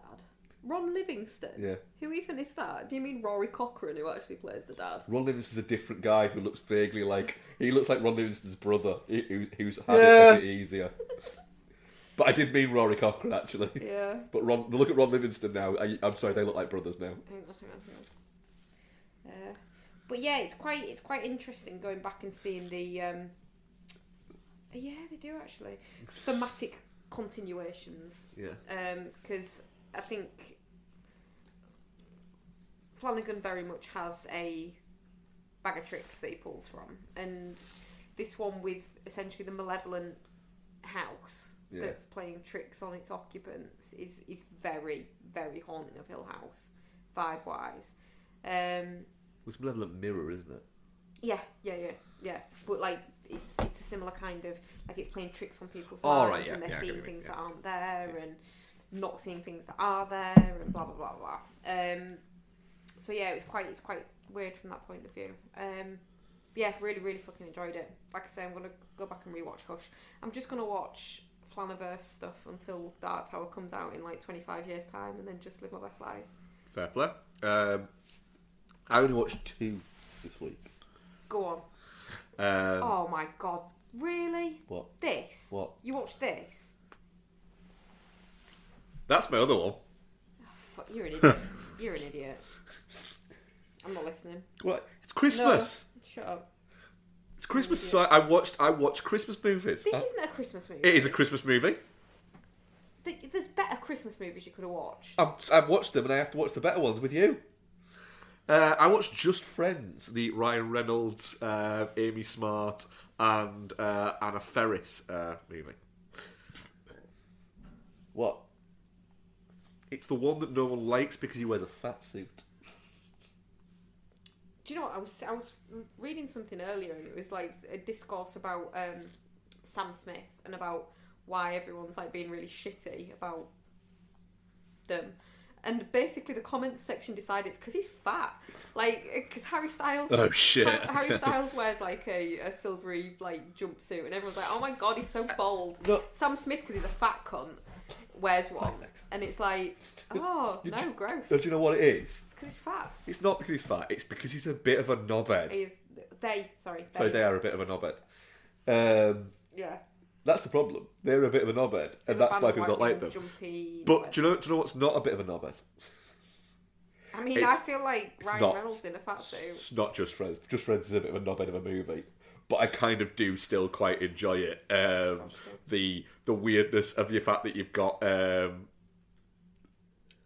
Chris Klein and Ray Reynolds playing like the geek and the chubby geek from school that are now both quite hot and are trying to pick up the most popular girl in school is one of those things that you watch it going, I shouldn't be enjoying this, but I kind of am. I feel like, is it not a bit problematic? Yeah, it's very problematic. You know what? It's not. It's a low-level problematic. It's like, it's not like this film is just outrightly problematic. It's just a bit like, you could say it's problematic, but you can also go, just fuck off a little bit. It's not that bad. It's not saying that he's good. It's not glorifying this. The people who are problematic are dickheads. And get their comeuppance. Their uppance comes. Their uppance come. But the funniest bit of the whole movie is Ryan Reynolds and Christopher Marquette's relationship as brothers within it. Because there's this constant thing where they keep hitting each other. But you can tell it's properly, like, it's real that they are actually hitting each other and that, like, neither of them's expecting it. And I'd love to know where the idea of it came from. It's because they look so similar. Yep. And the other one I watched...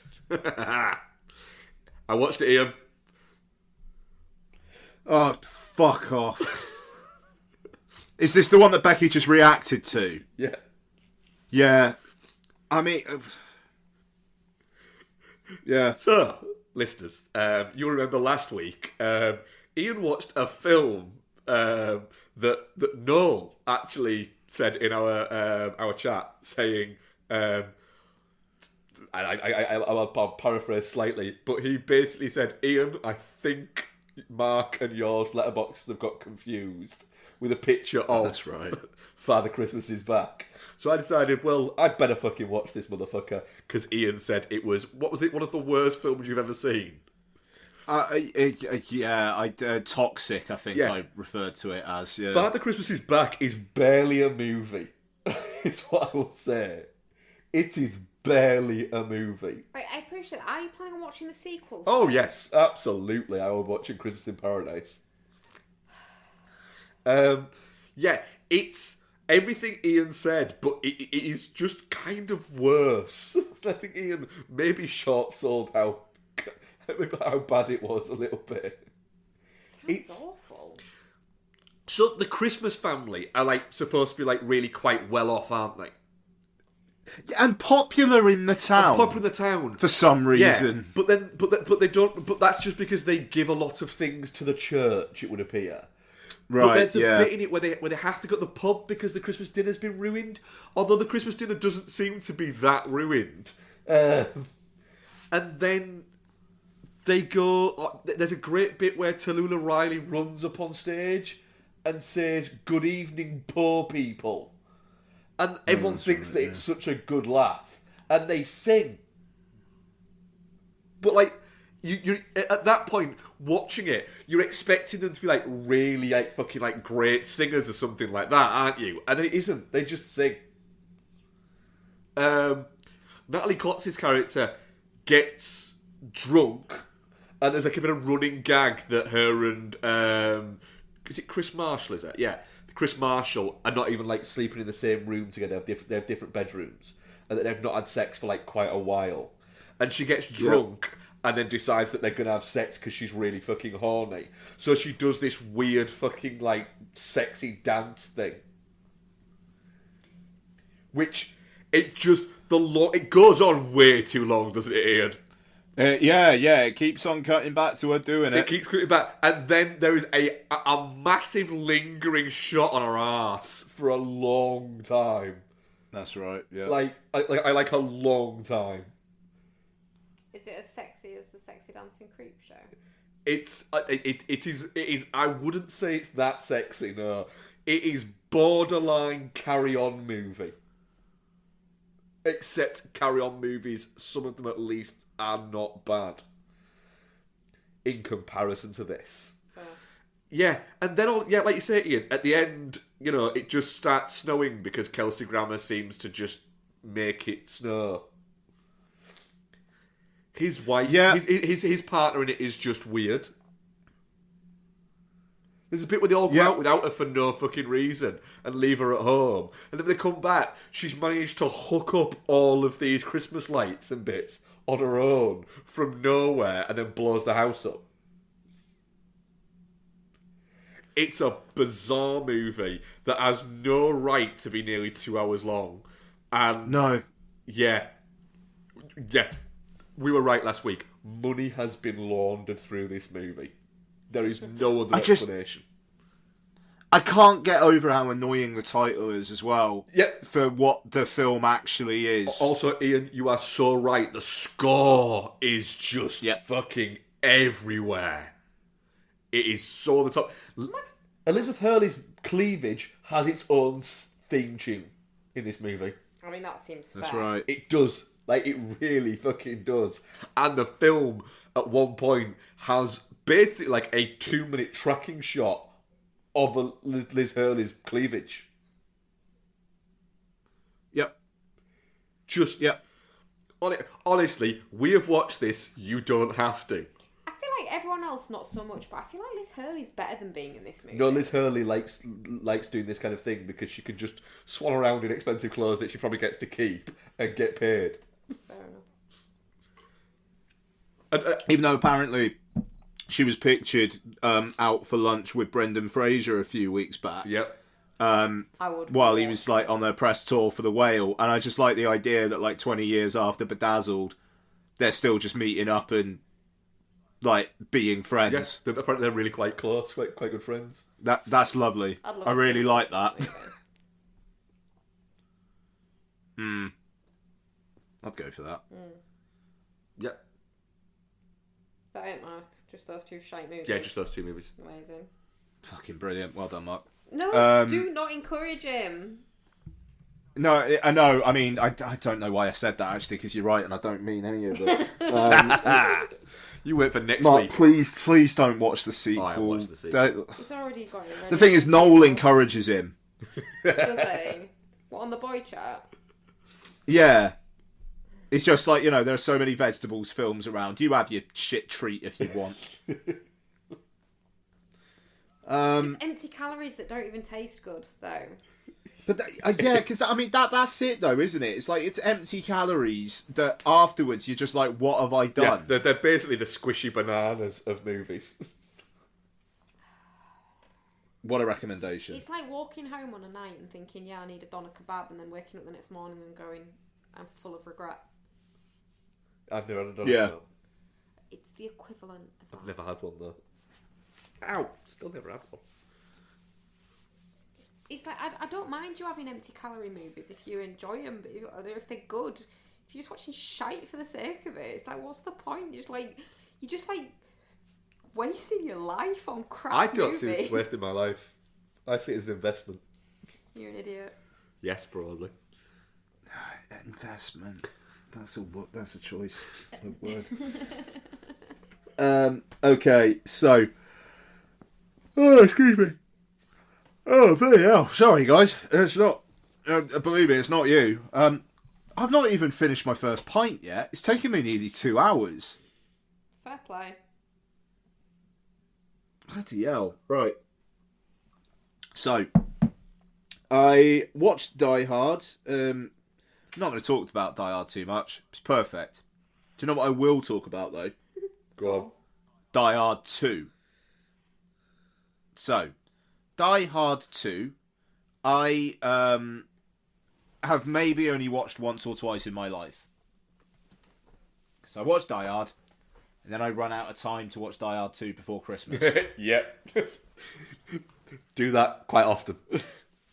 And it's interesting. Dean Lines, a screenwriter and a good Twitter follow at Dean Lines, said the other day that Die Hard is the better film. Die Hard 2 is the better Christmas film. I think I agree.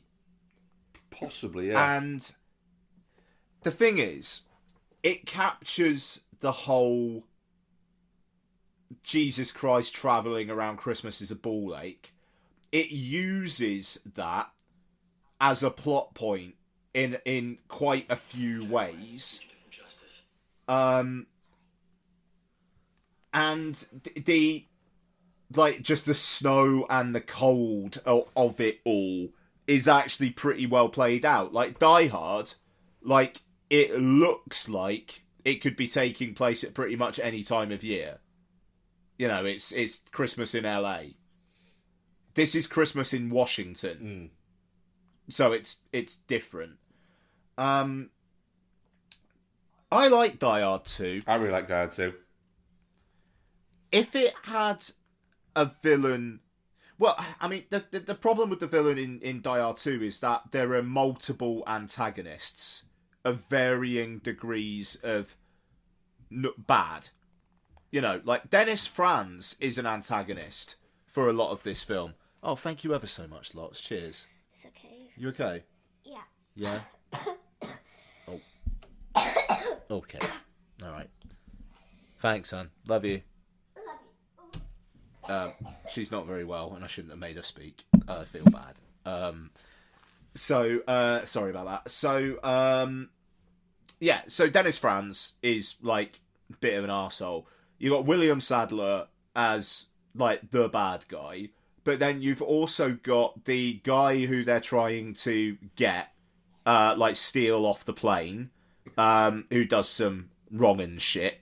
And then in the third act, you get someone who you think is a bad guy, a good guy who turns out to be a bad guy. So you've just got a lot of bad guys in it, but none of them are even 10% of the charisma of Alan Rickman. Yeah. Oh, you guys still there? Sorry. Yeah. That is the issue. Is the villain's just nowhere near as good, is he? No, and like it's silly, and there's just a bunch of fuck off what kind of moments to it throughout Die Hard 2. But John McClane is great. They sell very well why he's so invested. You know, Holly's up in one of the planes. And the action is well done by Rennie Harlin.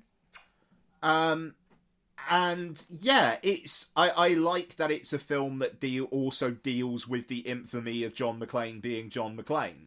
You know, so like some people are kind of like minded to actually quite like him. Some are obviously like jealous of him and think he's a bit of a dick. And also the way that now he's an LA cop and he's trying to get on with people in the East Coast. Now people are going like, look at you big LA cop.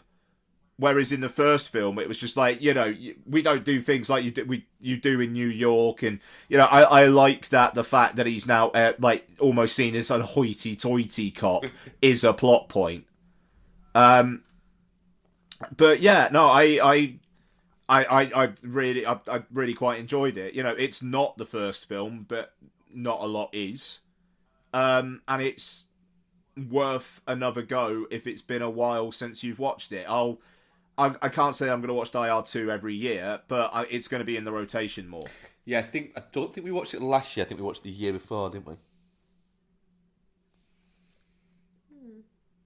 I don't know. I don't remember it at all. Number 2. I think it's because you remembered number 1 just so much better. Yeah, and it like I watched With a Vengeance not long ago, but I think I'm like after the new year, I think I'm going to do With a Vengeance, then do 4 and 5. Feels about time. I've only seen 4 and 5 once, and I'm sure they're both shit, but I'll give them a go. So the last time I watched Die Hard 2 was 2019. Well, there you go. So I might give it a watch again this year. It's decent. Okay, so and then I did a couple of rewatches. So I watched Top Gun Maverick for the 4th time. Nice. So that was the 4K Blu-ray, which just is stonking. That is a great disc. Some good extras on it as well. Actually, I was home with Lottie, so Lots has been ill for the last few days, and she's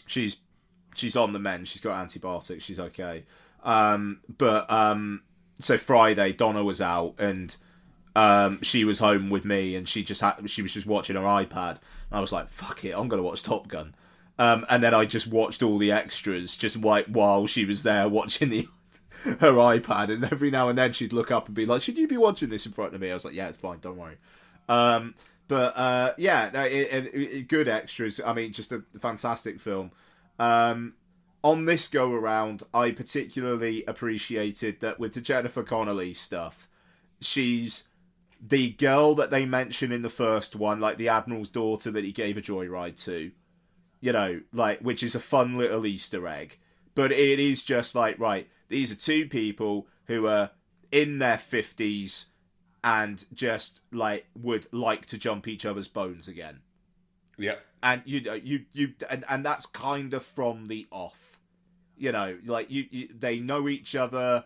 They play that out well in their first scene together, and the rest of it is just a bit of like, when are they going to get to it? But then you've got a daughter saying like, "Don't break her heart again." And then by the end of the film, you know, it feels like Maverick has accepted, right, that's the end of doing this Maverick shit. You know, like, I've got people in my life who matter to me, and I'm gonna be with them. You know, whether it's Rooster, whether it's Penny, you know, and like, assumedly, future stepdaughter. You know, now he's got that life and he can move on. Like, I don't think there's gonna be a Top Gun 3. I'm sure Paramount are fucking gagging for it. But if there were to be one, it feels like it would be Tom Cruise in a supporting role.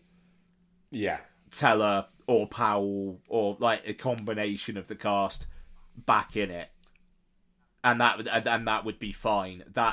The arc is actually pretty well played out here. It is quite funny how there's so little of the Jennifer Connelly arc, but you just don't really need it because you could just assume these are two people who are closer to the end of their lives than the start of it, just hooking up again, and that's fine. It just, I love how the fact that before Top Gun Maverick came out, there was people saying that, just feels a little bit risky. Is there that much, you know, nostalgia for the movie? Will it connect with, you know, new audiences? And it's just gone on to be like unequivocally the highest grossing movie of the year. Yeah, and it's pure entertainment. God knows I've talked enough about it. I'll be talking about it year end, obviously. But yeah, also a fantastic looking disc. I will just, as a very quick tangent, I very briefly mentioned it in the boy chat earlier on, but I might not get around to watching this for a few weeks, but if anyone's looking for like 4K discs to like pick up with like Christmas vouchers or anything like that, Nope. I had a look at the transfer of that today. It's in a 2 for... I've been waiting for it to pop up in a 2 for 30 at HMV, and it did this past Monday. And the transfer on Nope is fucking sensational. Like, I'm really looking forward to giving that another bang. I think I'm going to like it more second time round. Nope. Nice. We shall see, obviously. And my last one for this week was rewatch on the same day. Rewatch Turning Red. So I rated this 5 out of 5 on Letterboxd earlier this year, and I think I maybe slightly surprised myself by sticking with that. I think Turning Red is top tier Pixar. It is a film that it feels very personal to the co-screenwriter director Domi Shi, I think her name is. It's like Lottie said, there's a lot going on in the background in this film, and she's right. There's just a lot of visual information and kind of like fun little background jokes and like just like interesting imagery, and it's very much a sense of place and time, you know, Toronto in the early noughties. Really, really well presented here. But also, I mean, like the Red Panda analogy is incredible. I still can't believe they did that. And it's. I think it's funny. I think it's sweet. I think it's entertaining. It's. And it's a film emphatically not made for me, but I still get an absolute shitload out of it, and it's gonna retain a place in my heart because Lottie, who was not feeling well at all Friday afternoon, watched it, and yesterday she was like, the happiest I've been over the last few days was when we were watching Turning Red, and it was just like, and it, as I've said before on this show, Lottie in movies, I think I pushed her too fast, too young, and like she's slowly getting back into them. So hearing her say something like that, it means a lot. But yeah, it's I think it's terrific entertainment. It's got something to say, but something to say about adolescence and growing up and realizing that your parents are not going to be the people that you want to hang around with forever, and that's absolutely fine. And at the moment, like, Lottie really, really likes hanging around with us, and one day she's not going to, and this kind of film is going to, like, help me understand that as well, so there you go. I think it's a great film, solidly 5 out of 5 for me in what has been a 5 out of 5 stacked year, but it was a rewatch that really didn't let the side down there. So yeah, Turning Red's great. And that's me. So let's move on to the comedy of the year. We are going to talk about Emancipation.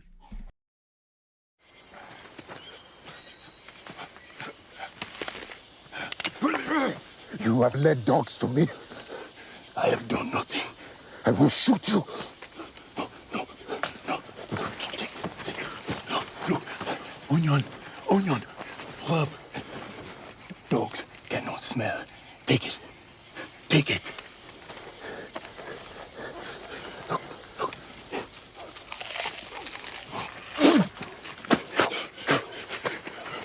You are mad. To hell with you. Yes, Starring. Directed by Anton Fuqua and starring Will Smith and everybody's favourite racist, Ben Foster. It's such a Ben Foster role. So, literally, when I found out that Ben Foster was playing the role that he was in this, in the boy chat, I said, Mark, you'll never guess who's playing the racist slaver tracking down Will Smith in Emancipation. And Mark literally said, Ben Foster. It's just a Ben Foster role. There's just, the minute you went out, I was like, well, it's Ben Foster. Well, did you know he was in the film? And it was No. like, out of the people in the film, it's definitely Ben Foster. Or was No, it just like, out of I knew it was everyone in going the to be Ben world, Foster. it was Ben He just guessed. Yeah. Okay. It makes sense. Oh yeah, 100%.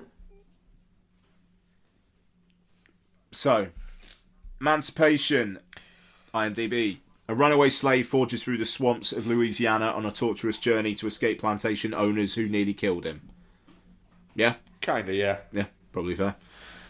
Yeah. Okay, so Emancipation. It's the film that Will Smith did to get an Oscar, just in case he didn't get an Oscar for King Richard. Sorry, 2 ticks.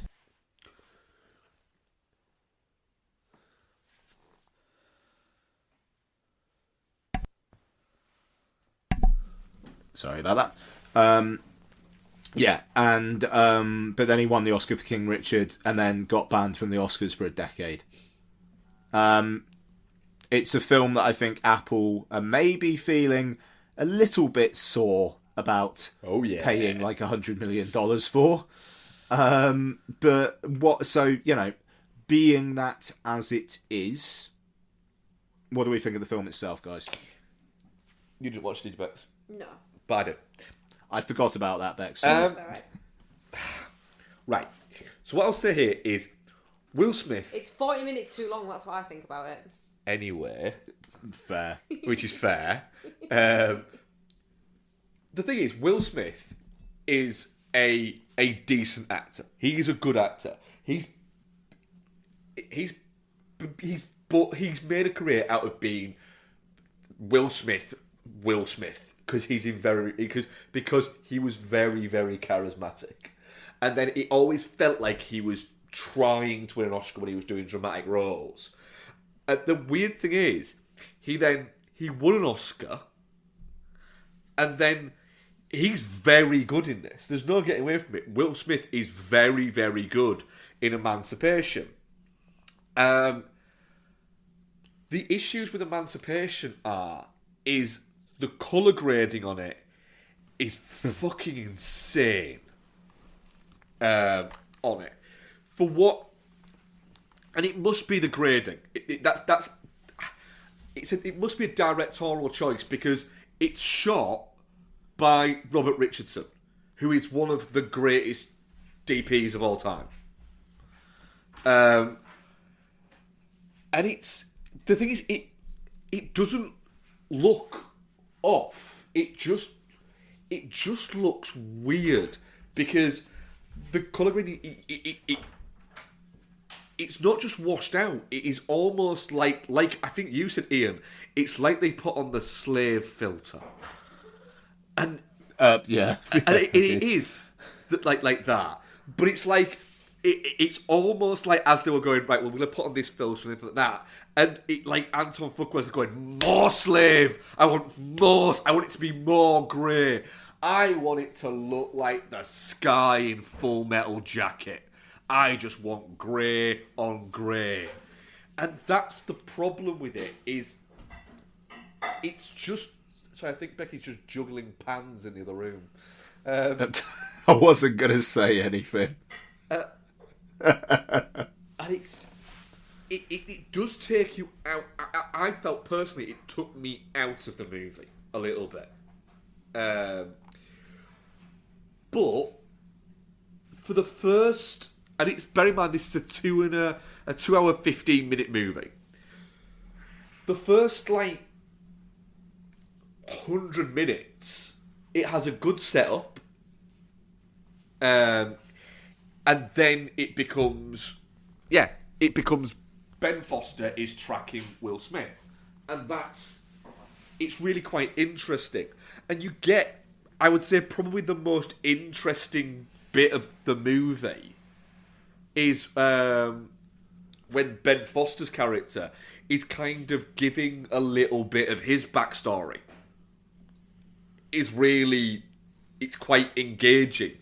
And you're watching it going, right, so there's no actual reason why you do what you do. There's nothing that turns you into it. It's just, you are a piece of shit from a family of pieces of shit. Brilliant. You were literally forced to be a racist. Brilliant. But then, on all spoilers all the time, the bit that should be the end of the movie, it isn't. And then you've got this 40 minutes tacked on to the end of the movie that is just really fucking boring. The first hour and a bit are do you know what? Surprise, 4 out of 5. And then the last 40 minutes are right, fuck off now. 2 out of 5. Maybe not even 2 out of 5.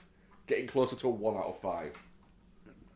The problem with the third act is that they have to do that after the fact because of the things it's showing. So the picture that they take. Yeah. Is the big right? Okay, that you have to have him be in that situation, but it's a really odd about face where for the first hour and a half of the film, it's essentially like a chase movie, and then Ben Foster, who has been very much the primary antagonist is just killed off very suddenly, and it's right. And now we're a war epic, Yeah. and done in a way where, like, I was almost embarrassed for the filmmakers, where it's that, you know, Will Smith like screaming and then charging at the enemy, and then other people just follow him, and it's just like, no one knows who the fuck he is. Yeah. Why are they all just suddenly going, yeah, all right, we'll also do that?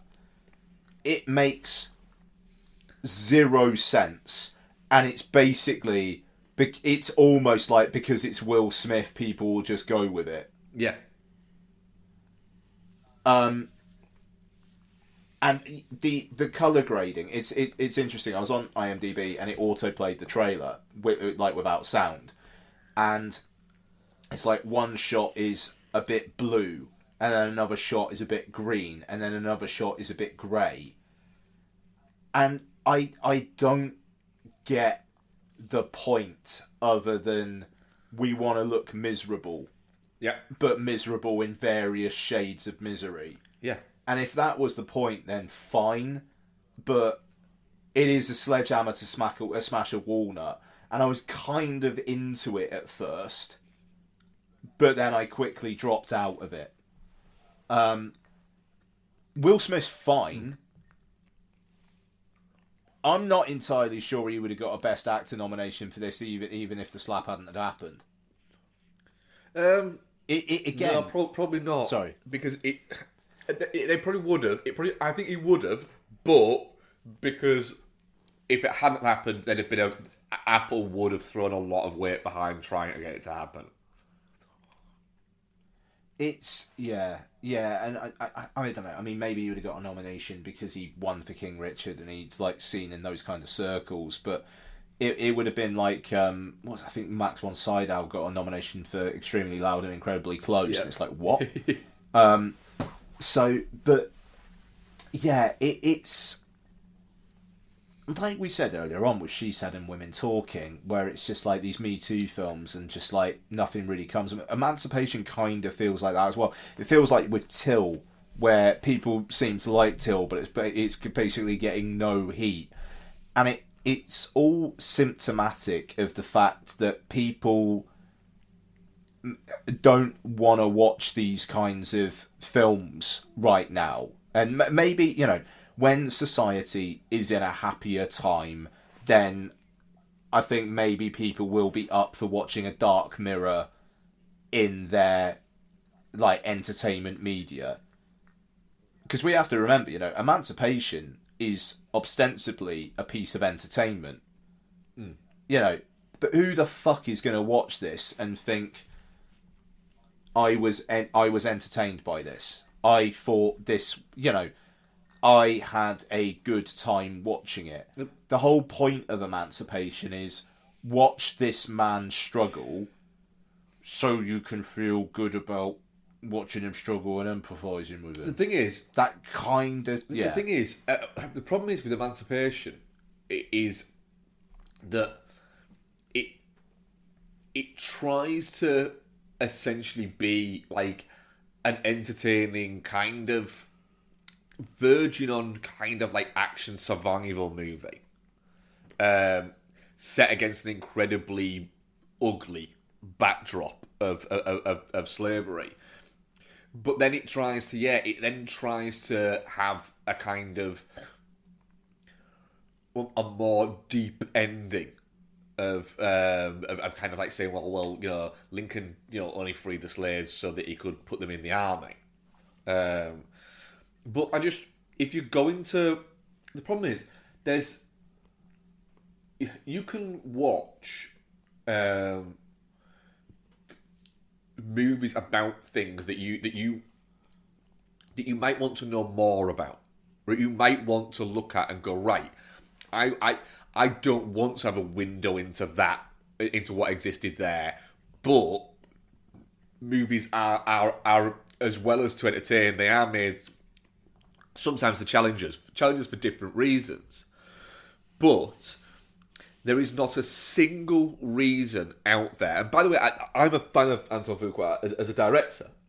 There is not a single reason why, in any way, you should ever watch Emancipation over 12 Years a Slave, let's say. Yeah, that's a good Because point. 12 Years a Slave is a better movie. And the thing is, there's the other side of that, of saying, yeah, but Emancipation's not trying to be 12 Years a Slave. No, it's kind of not trying to be 12 Years a Slave, except it is trying to be 12 Years a Slave, but also at the same time, it's almost like Will Smith now really regrets turning down Django. That'd be a hell of a different movie, wouldn't it? But Will Smith can't make movies like that anymore. He can't be that charismatically entertaining anymore. That kind of bit has gone from him. So he has to do these things that he wants to really make you think. It's like right. 12 Years a Slave did that. Emancipation will not make us think. I'm sorry, you might want it to, but it doesn't, because it's just not good enough in those ways. It's not challenging enough in the same ways as something like 12 Years a Slave was. I mean, 12 Years a Slave is an incredibly ugly movie. It really is. It's an unpleasant movie. And, you know, I mean, Fassbender has said it's one of the few movies, I think he said, that he didn't want his mum to watch, that he was in. And he basically said, you know, and I was happy with my mum watching Shame. He said, but yeah, I didn't want to watch 12 Years a Slave because how unpleasant the character was. I've not seen that still, you know. 12 Years a Slave is an incredible piece of work, but it's just like, you know, you'd have to have a real reason to watch it more than once. Fair. But yeah, Emancipation, it does feel a little bit like, I don't know if Will Smith had too much power on set at the time. Wouldn't now. He wouldn't now, but yeah. Yeah. I don't. I don't know what the intention was behind it. You know, other than this will make us feel better. I'm being very cynical about it, but it's very meat and potatoes. It's not meat and potatoes. It's vegetables. I was thinking about this when I was watching it, about what vegetable I class it as, and it's not. It's like an amalgamation of all like leftover bits of veg, kind of boiled together, and then so it's the gruel stuff that he gets given in the movie. That's what this movie is. Yeah, sure. Yeah. It's not badly directed. Is it like the veg you'd use to make Bubble and Squeak, but without being interesting enough to be made into Bubble and Squeak? No, it's the shavings of all the bits that you've used to make Bubble and Squeak. Okay. It's not badly directed. It's not badly acted. The story's not great once you get past a certain point. But it's just... I think you said it there, Ian. It's just... I don't get the point. Yeah. Well, the point is, Mark, that Will Smith's wanted an Oscar for a really long time. But he's got one now. Backup. Yeah. But this felt like his backup film, just in case it didn't pan out with King Richard. Yeah. And it adds to the myriad of Will Smith movies that he tried to win an Oscar for that just weren't actually Oscar worthy. No, because the problem is he's not, like you said earlier, he's not a bad actor when he's in stuff. When he's trying to get an Oscar, he's shit. Yeah, I think there's an element of that.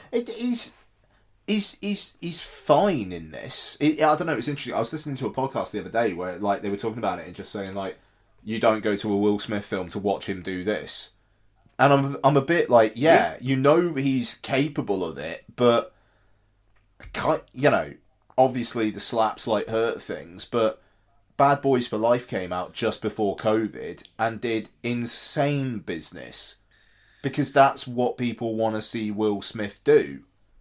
And like now he's got his Oscar, and after the slap, like when he does come back, and you know he will, I think it's probably going to be in Bad Boys 4, and I think I'm all right with that.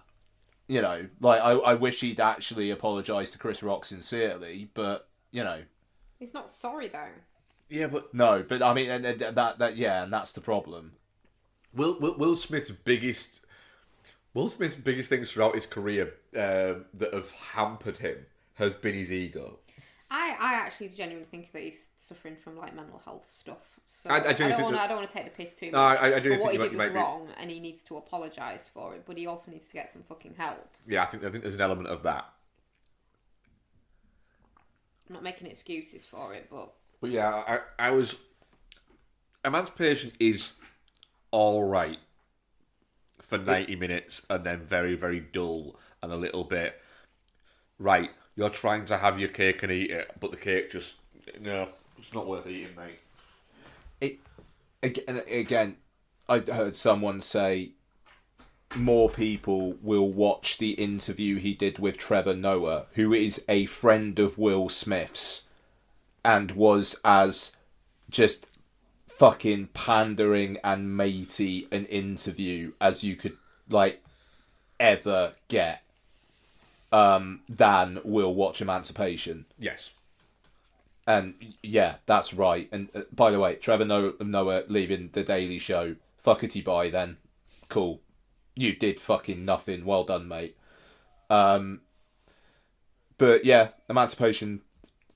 Touching cloth, I think. Maybe shit. Yeah, I don't. I don't think I'm shit. I don't think it's shit. No. But I am. But I also don't think it's good, and it's nowhere near fun enough to be a Geostorm. I gotta say as well, drone shots, like for showing slavery, weird. There's some cognitive dissonance there. Yeah, it's. I don't know. It's just it's an odd duck of a movie. I think it's one of those that's maybe just got away from everybody a little bit. Maybe they all had a little bit too much to play with. Yeah.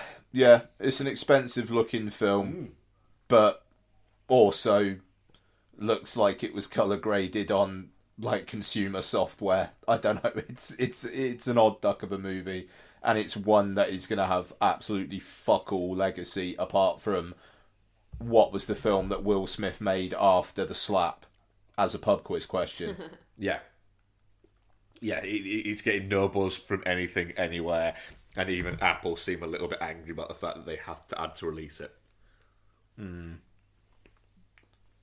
Good luck to them next year. They got the Ridley Scott Napoleon film. They got fucking Scorsese. Yeah, they'll be all right. Oh yeah, they'll be fine next year. Yep. Okay, what's the poll? Touching cloth 100%. Fair enough, yeah. Okie dokie. We got some Twitter questions. We do indeed. So I put out the question that asked our audience. Our question for you this week is, who gets a crack at Pinocchio next, and in which style? We only had one reply to this, which I was quite disappointed. Do better next time, audience. Do you know what my reply would be? You get to go to your reply in a second. That's literally the point of this. Rick Kidd, David Lynch, how trippy would he make it? That's going to be my answer. Alright, well you can't steal fucking our audience's answers. I didn't know that was his answer. Well, so yours is Lynch as well. Would you want it in animation style or? No, live action. Something like a Razorhead. Wow. You went straight there, didn't you? Yeah. That kind of vibe. Ian. Okay. Guy Ritchie, you can have a crew.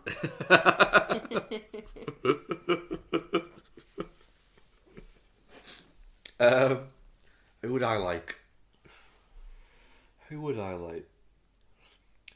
I'd like to see like you know when what's his name? Oh, fuck, my brain's gone dead. Big Short. McKay. What is it? But is it Adam or is it? Yeah, Adam McKay. Yeah. For some reason, my brain was thinking, no, it's not. It's Alex. But then my brain was going, no, it's not. You idiot. You are an idiot. Yeah, I am an idiot. My brain was actually trying to set me up to fail then. It does that a lot. It does that a lot, yeah. I would do Adam McKay to do like a Big Short style movie, but it's about Pinocchio and how it's bullshit. Fair. Yeah. Yeah, and I want like fucking like what's that Jake Tremblay to play fucking Pinocchio, and just fucking Ryan Gosling just to be stood behind him going, "What's this bullshit? It's a fucking real boy. Why does everyone think he's made of fucking wood?" Yep. Can Jacob Tremblay get like tortured and murdered like he does in Doctor Sleep? Why the fuck not? At the end of it, that can be it. Amazing. Basically, I'm saying don't like Jacob Tremblay. Yeah, we don't like, yeah.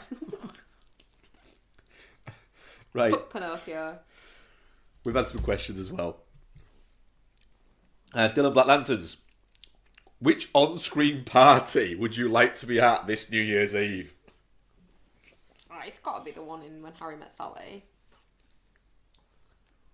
I think the iconicness. I think you forget about a little film called Eyes Wide Shut, Rebecca. Oh no, God no. Oh no. No, Mark. Ian. Sticky. It looks like it would be sticky at that party. Right. I'm not here for that. Ian, what party would you like to be at?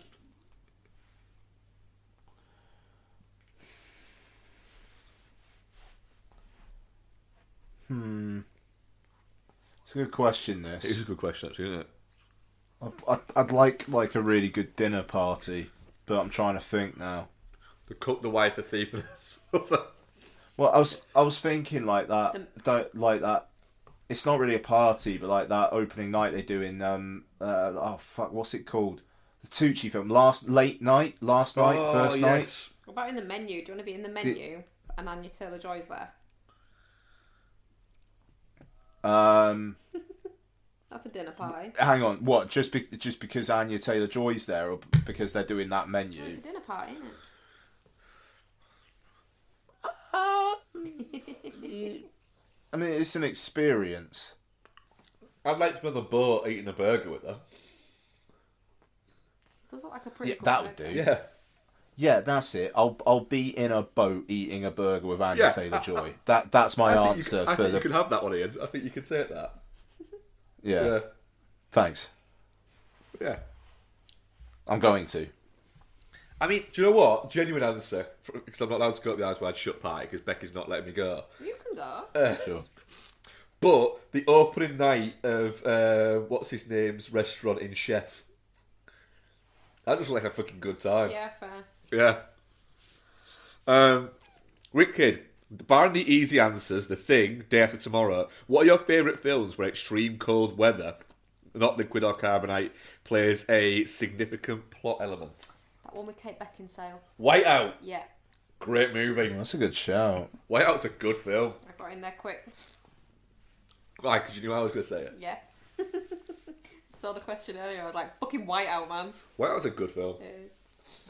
Cool Runnings. It's not necessarily extreme, but it's fucking extreme for those Jamaicans. It is indeed. A Simple Plan is another good one. Sam Raimi film. Yes. Fargo. There. I think of other weather movies. Geostorm. Well, that's kind of an all weathers movies. Is that the one where they have to move the money? What, you talking about Hurricane Heist? The Hurricane Heist. Hurricane Heist. That'll be my second answer. Hurricane Heist is a good movie. It is. I don't care what people say. Right. I agree. I know a man who defends these kind of movies a lot. That was all our questions there, but the correct answer to that is Whiteout. Yes. 100%.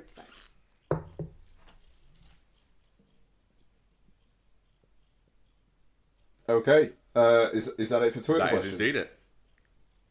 Okay, so next week's show, bit of a biggie. Yeah, there's a lot.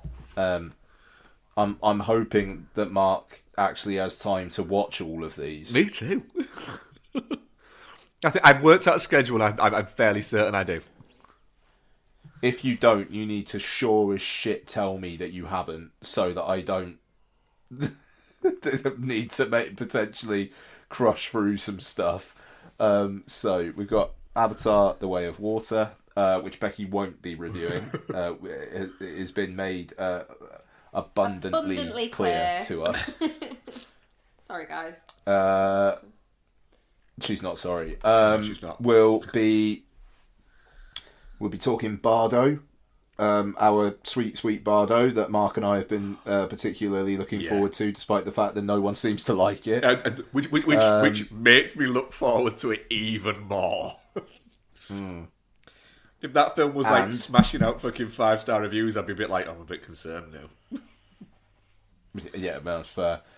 And hitting VOD in the US, Steven Spielberg's The Fabelmans. So our pre-Christmas show, which will probably come out Boxing Day, knowing me, will I'll try not to, will be a banger. Yeah, I think we have a guest as well, don't we? Yeah, we think Jordan McGrath's going to be on. We don't absolutely know. Kind of depends on. Well, I don't know why I'm being so circumspect about that. It's just like hopefully the day that we record will work out for him. So yeah, it should be a big one. By the way, I have just looked at all the scheduling for it, and I can definitely watch all three. Okay, cool. So yeah, patreon.com/filmbastards, Pod Syndicate Podcast, Entertainment Landfill, Chinstroke vs. Punter, his film, her movie, fucking, why am I blanking? Or is that it now? Maybe that's it. Yeah. Okay. There we are. Pod Syndicate. We still need to do the Guy Ritchie show, so I'm going to say thank you very much, Mark. Thank you very much, Ian. Thank you very much, Becky. Thanks, Ian. Hakuna Matata. What a wonderful phrase.